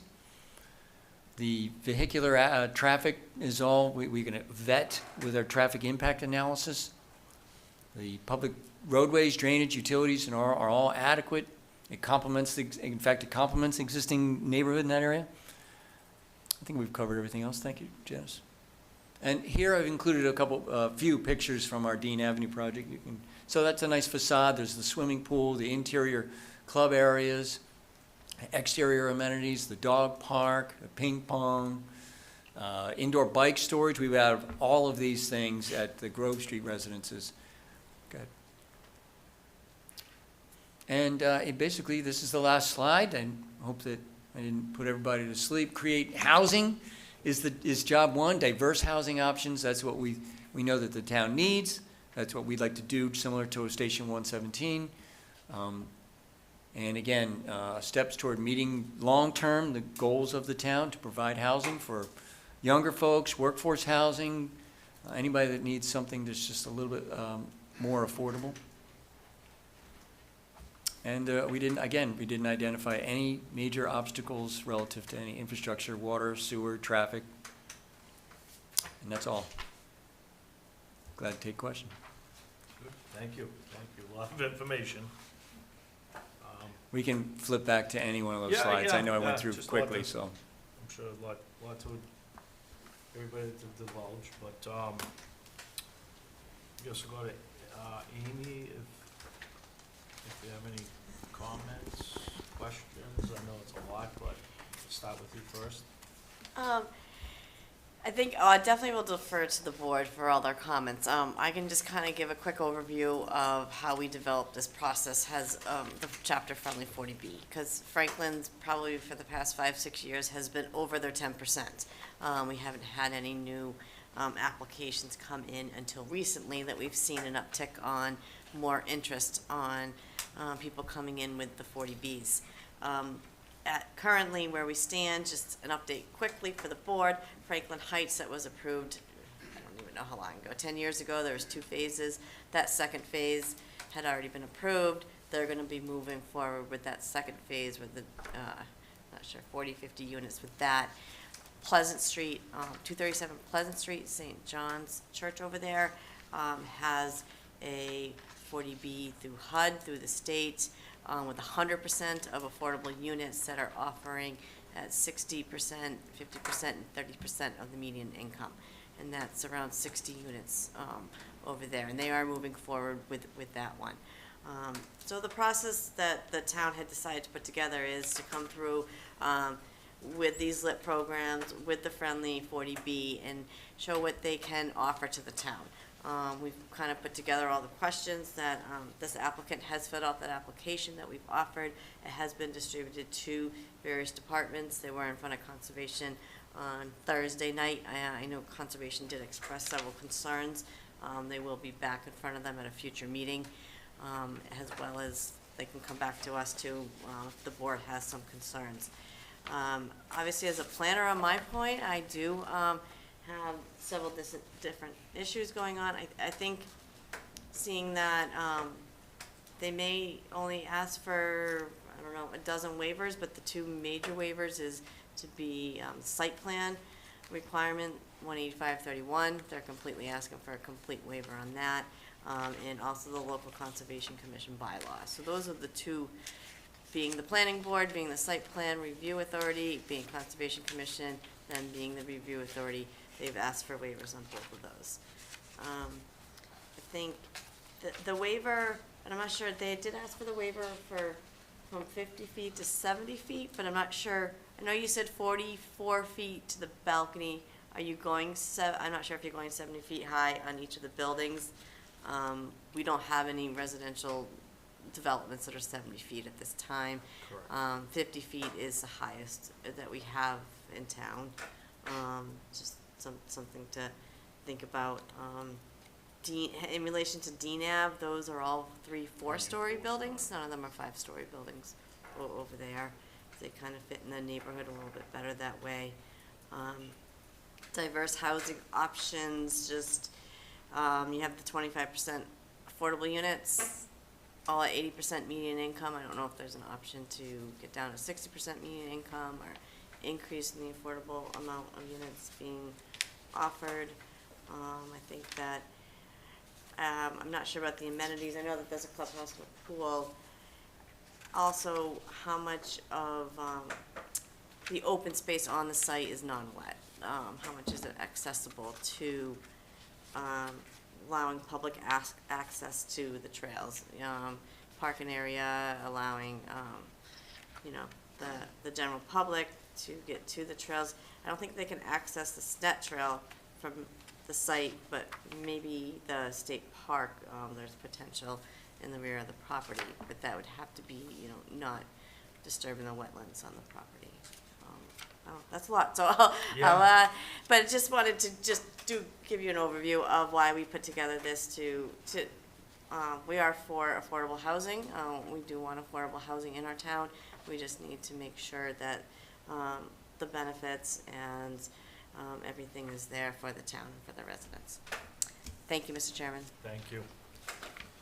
I'll go to Mike from DPW if you have a quick run-through or comment. Sure, thank you, Mr. Chairman. We've seen the concept plans, but we really didn't do any kind of engineering review. We were just conceptual at this point, so there's really nothing, and no real comments from an engineering standpoint. One thing I will note, though, is that we had some initial discussions. We did point out the sewer system on Grove Street does go through a couple of pump stations and a couple of sewer force mains, and those systems will have to be evaluated as part of the process, but they're aware of that, and they'll have to be studied as part of the process, so we've discussed that also. That checks off one of my questions. I guess we'll go to the board. Jay? You just got mine. Comments or questions? Rick? I don't have anything yet. Well, we need something tonight. I have a quick question through the chair.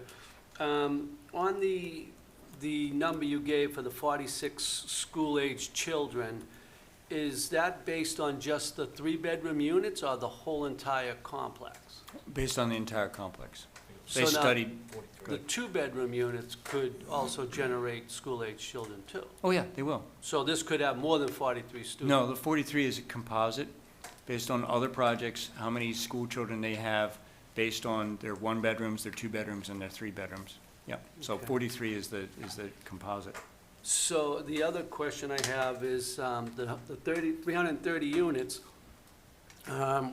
you say it's gonna go to the town subsidized housing inventory. Right. Will that, the 83 affordables increase as time goes on, or could the whole complex become affordable, I guess is what I'm asking? And then, well, Fairfield would likely not do that. 83 of the units are in perpetuity, made to be rented to folks making 80% of the median income in the area. So 83 units, it could go more than 83 units? I'm not sure I'm following you. So you have 83 units as affordable? Correct. So as time goes on, could it go to 85, 95, 100 units be affordable? A change in the regulatory structure of this development could occur. Okay. Yeah.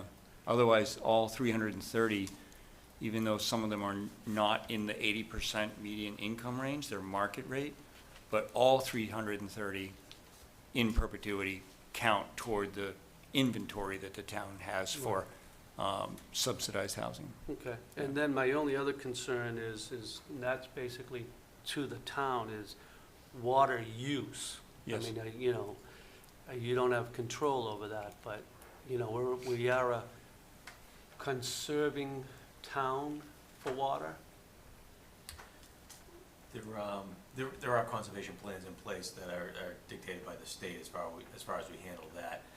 As far as the supply of water, we do have the 16-inch main right on Grove Street, and there's a water treatment, the new water treatment plant that was recently constructed right down the street. So as far as getting water to the site, that's Yeah, getting water to the site is. as far as the water conservation, that goes into. The other part is that, you can't wash your car, they want you to do dishes at a certain time, you can't water your lawn, and yet we have 330 units that are gonna consume a lot of water, is my concern.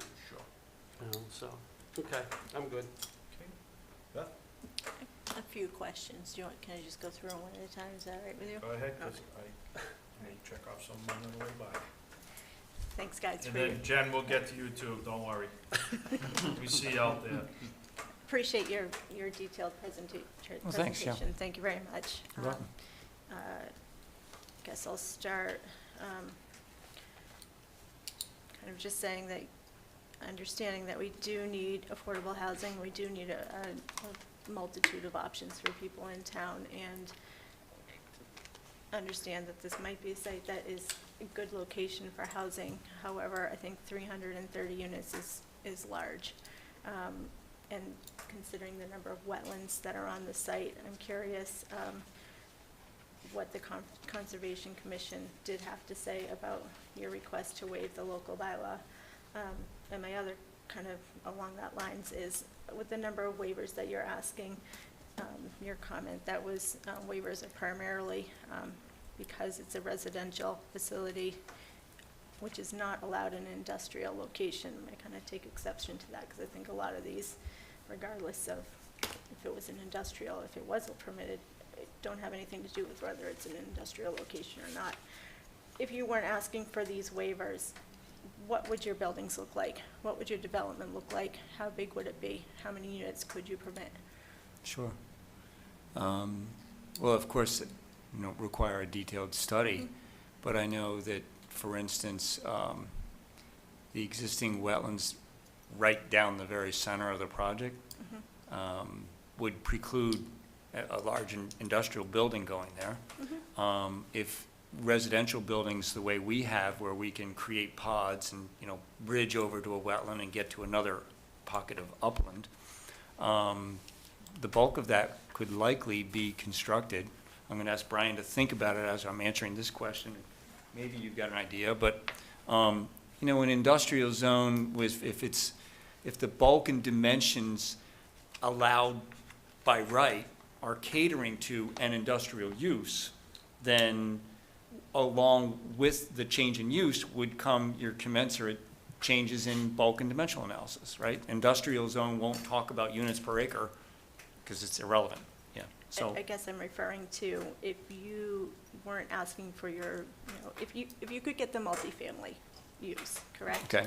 And you weren't asking for your setbacks and things to that extent, and just wanted to put some regular-sized residential buildings in there, didn't need setbacks. What do you think you could get for a smaller building? I really couldn't even guess at that. Yeah. Okay, maybe that's an option. I guess that was what I'm saying is look at an option for smaller buildings.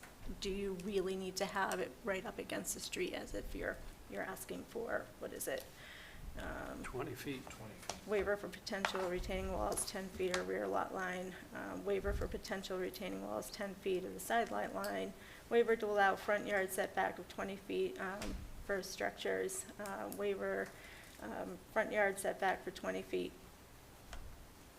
If these were looked at as if they were, do you know what I'm saying? Am I making sense? Do you guys understand what I'm saying?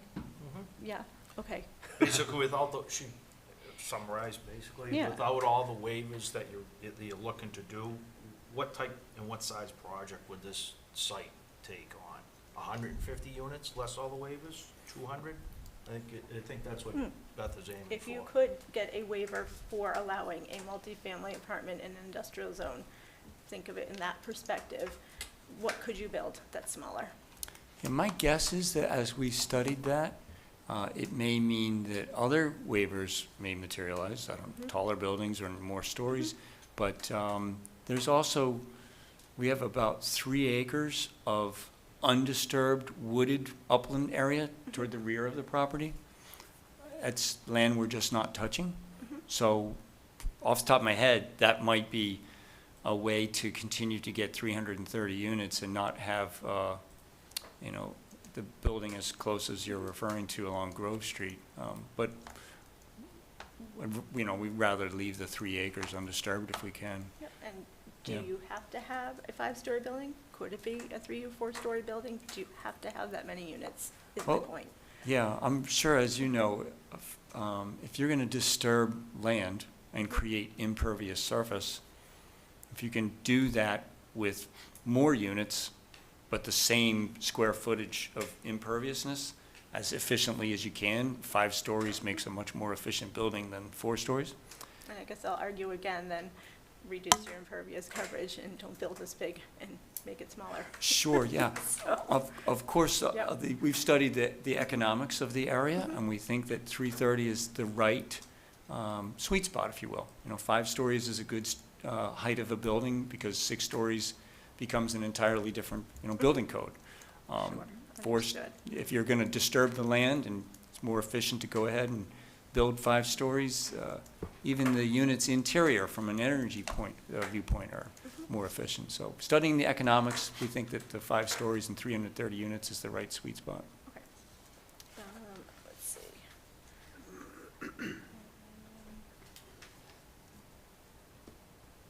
So, Mike, I guess along the lines of looking at the sewer system that might need to be upgraded and whatnot, I think there was a comment about a $300,000 fee in one of your points on here. I'm not sure where it is. That's about right, yep. Yep.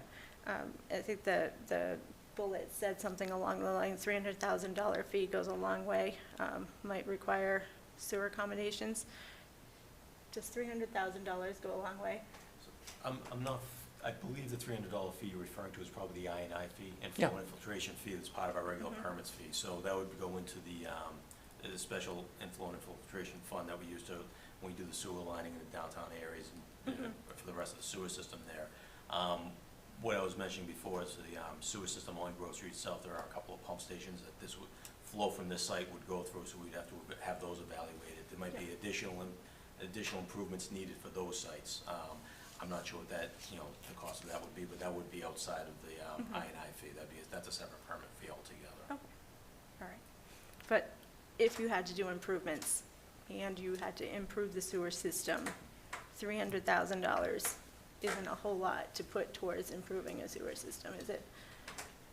For the inflow and infiltration, we've done, I think we just recently finished a 6th project the sewer department has done over the past, I want to say maybe 15 years or so, and they've we've done it in separate phases, and it's typically getting about I'd say anywhere from $400,000 to $600,000 a phase that we've done over those years. Recording in progress. So, so it depends on what that can put towards for that. Did that go away for anyone else? No, we're still Was that, there. you there? Uh-oh. Jen, can you hear us? No. Don't think so. Oh, Jen? oh. Okay, hi. We lost you. We're back. You guys went on mute for like 3 minutes, a minute, maybe 30 seconds. we're back. But you're good. We're good now. Yeah. Okay. All right. And I think there was, sorry, just looking at my notes here. Give me a second. As far as the school-age children and the comparison you did for emergency services, do you have any idea how much it costs for an average student in the Franklin area and how much it costs our emergency services to place a call when they respond? I think Union Place you had here for police or fire. Do you have any idea how much it would cost?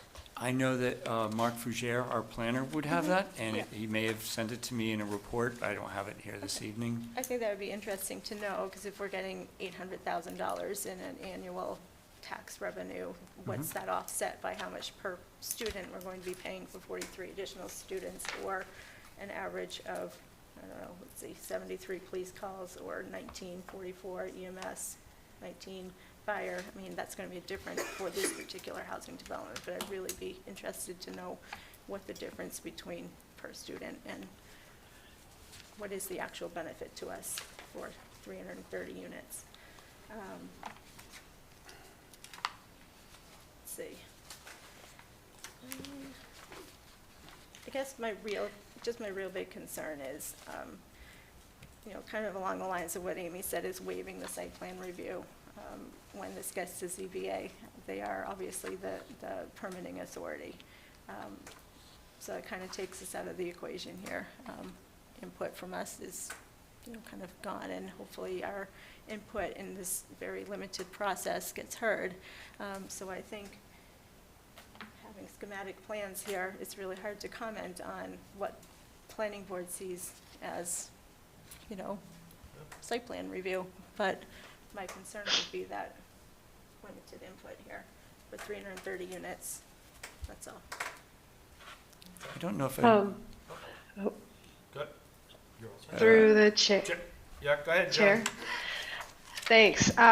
Sorry, I'm over here in Zoom land, and I appreciate your detailed presentation Thank you. I'm going to lower my hand.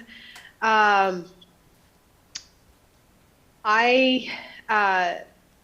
just have a few overall, I guess, concerns. One thing I want the town to consider, the broader constituents, is that this project as proposed would significantly change the experience of the Franklin State Forest. Building 5 and Building 4 are being proposed basically on the lot line. And right now, the forest, one of the trails goes through this site. And then so that goes away.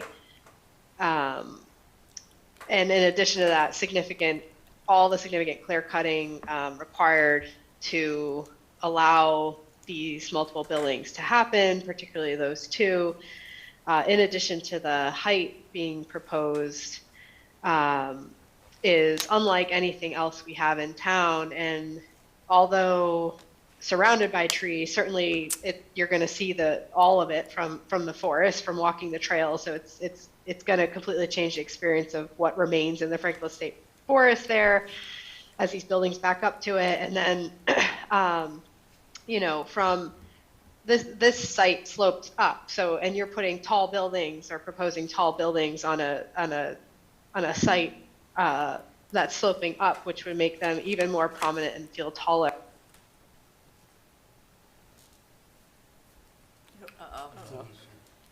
Oh, wait, Jen. Jen, We Lost your audio. We Lost lost you. your audio.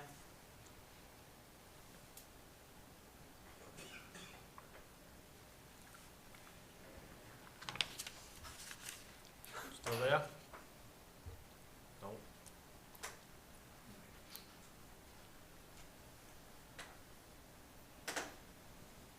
Nothing? This computer's really lagging. I think it's dropping. Oh, she's back. Yeah, we can't hear her though. Yeah. Hold on.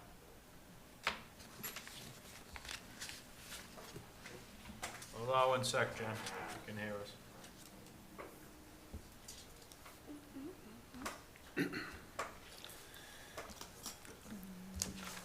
Nope. Oh. She said town hall chambers dropped off. Yeah, this computer, the one that's handling the Zoom call over here, it's so slow. Recording in progress. Oh, they're back. You're back. Okay. Back. I'm back, apparently. Yeah, you're back. Okay, can you guys? I got a smile, so you must be. We can hear you. Okay, so bizarre. Maxine and I are left, and I'm like, where did they go? Where did Yes. town chambers go? I'm gonna set the time clock, so make it quick. Sorry. Before we No, lose you so- again. We don't wanna lose you. I know. Height. Okay, so I have a hard time with this project being compared consistently to Dean Ave, just for, I think they're like apples and oranges. This is clear cutting a site to put in 5-story buildings that don't otherwise exist height-wise in the town, and it's Dean Ave is, you're looking down on the buildings. They're 4-story. It was the brownfield is a completely redevelopment of a decrepit old building that I just don't think that they should really be compared to each other, and that's not an affordable housing project. This is being proposed as an affordable housing project. So I just think, to echo Beth, we need affordable housing in this town. I 100% agree. I can't wait to see what comes up here, but I just feel the scale for what's being proposed here on the site that has such significant wetlands and natural resources and habitat.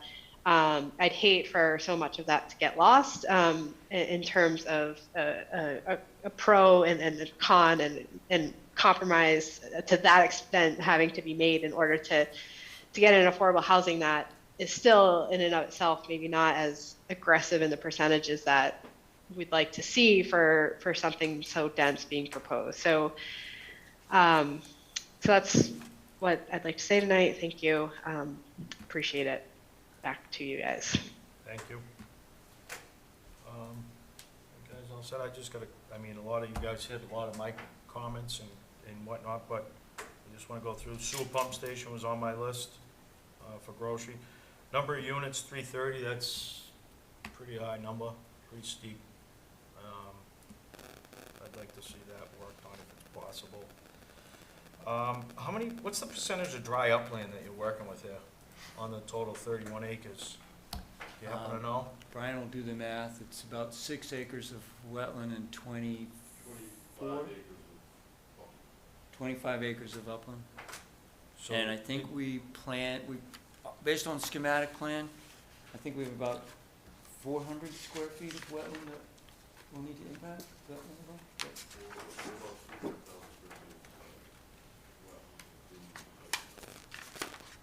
About 3,000 square feet of wetland. About 3,000 square feet. 5,000 is the threshold if you're familiar with it.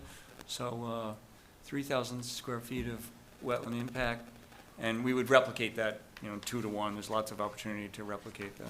So what would your total build-out of area be with parking lots, buildings, et cetera? Do you have per acre on that? Brian might know. We were doing some And I math. don't need to know now, it's just one of my questions. Oh, okay, I sure. had as That's a well. good question, yeah. The We other- do have the 3 to 4 acres toward the rear of the Talked property, about we that, just haven't yep. touched, so. Yep. Yeah. Height of the building, that close to Grove Street, that's gonna be a sticking point, I think. It could be. I'd even recommend if you could flip-flop, put the parking lot out front, the building in the back, you're not gonna be literally on the edge of the road with a 5-story structure. 70 feet's pretty tall. I built a lot of complexes like this, and it's up there. And Okay. it's gonna sit right in front of you on Grove Street, so. Okay. Aesthetically, I think for the road, I don't think it'd be the best thing for the town itself in general. And then, the waiver for the site plan and, 18531, that one's definitely a big one for, I'm sure, myself as well as the rest of the board, as anyone else voice their opinion. And my last would be the traffic. 330 units, you're talking what, maybe 1,800 cars a day on a traffic count? I think it's less than that, but, 15 to 1,800. over 20, then you yeah, got over 24-hour period, yeah. UPS, you got your Ubers, you got your Amazon, you got your delivery trucks, pretty substantial amount of traffic on that street. I think if you guys could look into that, that'd be great. I think you touched upon a lot of the other, I mean, it's a concept plan, it's something to be worked on, Right. tweaked, and, maybe to Jen's point, the 2 buildings that are joining the state forest, join them together, make it a little bit bigger, footprint-wise, combine them, tuck it out back a little bit, I'm just throwing it out there, Yeah. different options, different ideas. And that's basically what I had as now the sewer pump station and all those things, water.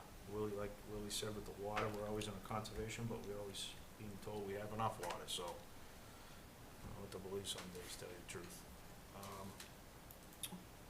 But that's all I had for now, but Jay, you're all set, so we do appreciate your whole presentation.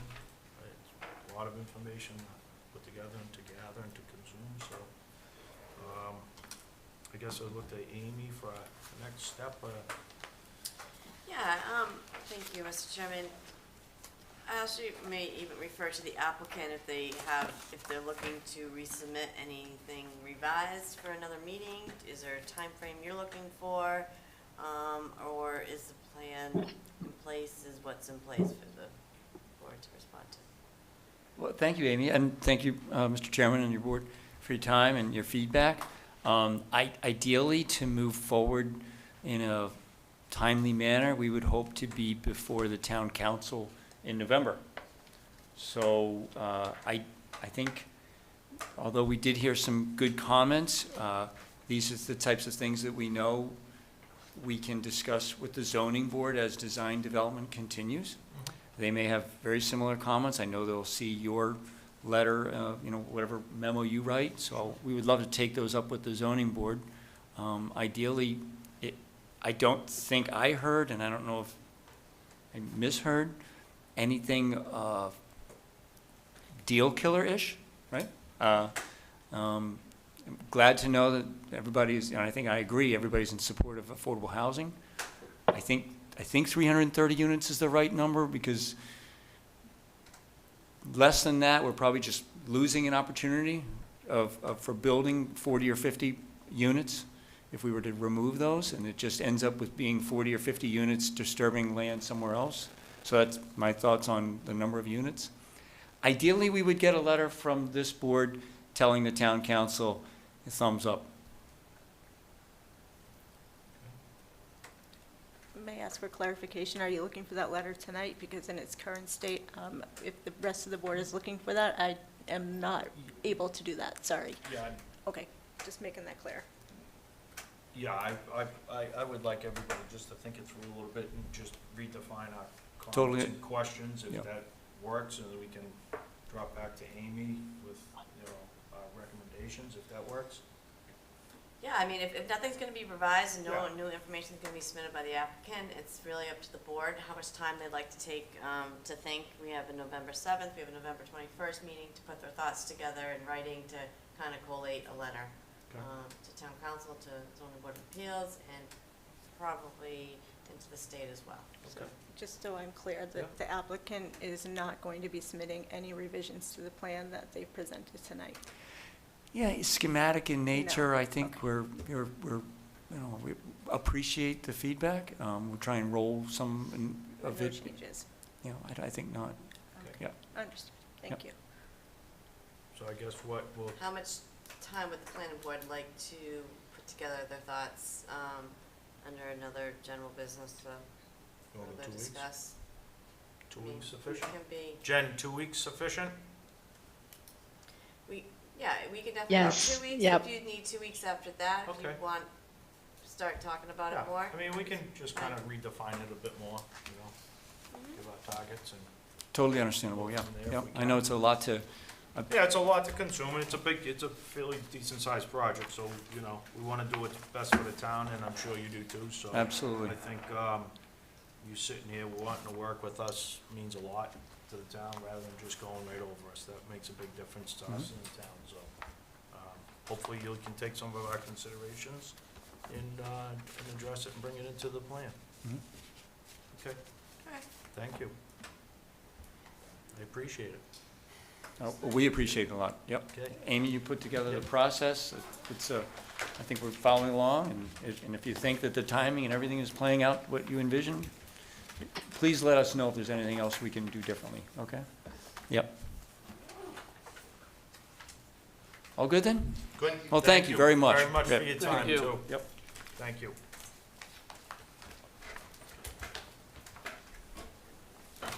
Okay. No, yeah, actually, I just want to bring one thing up for general business. Received an email in reference to Bogan Estates and a few other subdivisions in town about our trees and whatnot, so, I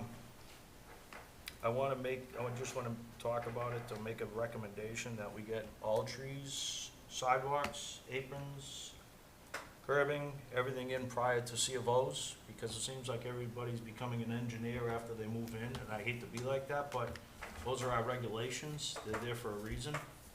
And if we start making exceptions, it's only gonna make our job and the DPW and Amy's job, town planning, that much harder for everybody. I'd like to put that out on the table, if everybody's, willing to look at something like that. I think it would help us and the town in general. I agree. And we don't wanna be trading apples for oranges with trees and sidewalks and anything such as that, so. Jen, I see you nodding, that means yes? Yeah, I agree. Okay. We've got to hold down the fort, yeah. Yep, okay, and, so, Amy, if maybe we can start addressing that, maybe we can make some changes, so then that way the building commissioner and Bader and everybody can take it before they come for Form H's, so we're all squared away. Sure, thank you, Mr. Chairman. Yeah, I can put together, it would be under the subdivision bylaw, chapter 300. The planning board is the only authority board that approves those changes, so we can put together a draft, present it to the board, provide edits, and then put it through a public hearing. Yep, okay. I appreciate it. Thank you. Sounds good. Anybody else have any comments? General, you have something, Amy? Yeah, I just have one more thing. For the next meeting, Jen's on this. We know that we do have an ongoing court case with Franklin Learning LLC versus Planning Board. I wanted to see if the Planning Board was available for executive session November 7th at our next meeting at 6 p.m. prior to the start of the Planning Board meeting. Was it November 7th, you said? November 7th. Yeah, at 6? Yep. You make it? Can do that. I can be here. Yep. Obviously, we Jen? talked already. Yep. I will say yes, and I'll have to make it up to the husband somehow. Yeah, he's like, I'm gonna go for drinks at 6 o'clock the next night. Yeah, I'll do my best. Would 6:15 help? Honestly, yes. I mean, anything at that time frame helps. That is like in the thick of like All right. dinner You wanna and do bedtime. 6:15? Yeah. Gives 45 minutes we do before that? I open. We could do 6:15. 6:15? Mhm. All for Okay. Jen. Thank you. You guys are the best. That's all I had. Okay. Thank you. All right. Make the motion to adjourn? Roll call vote. Greg Rondo, Yes. William David, Yes. Rick Bauer. Jennifer Williams, Yes. Beth Whirling, yes. Good. Good. Thank you, everybody. Good night, guys. Good night. Bye. Feel better. Thanks. Bye. Thanks.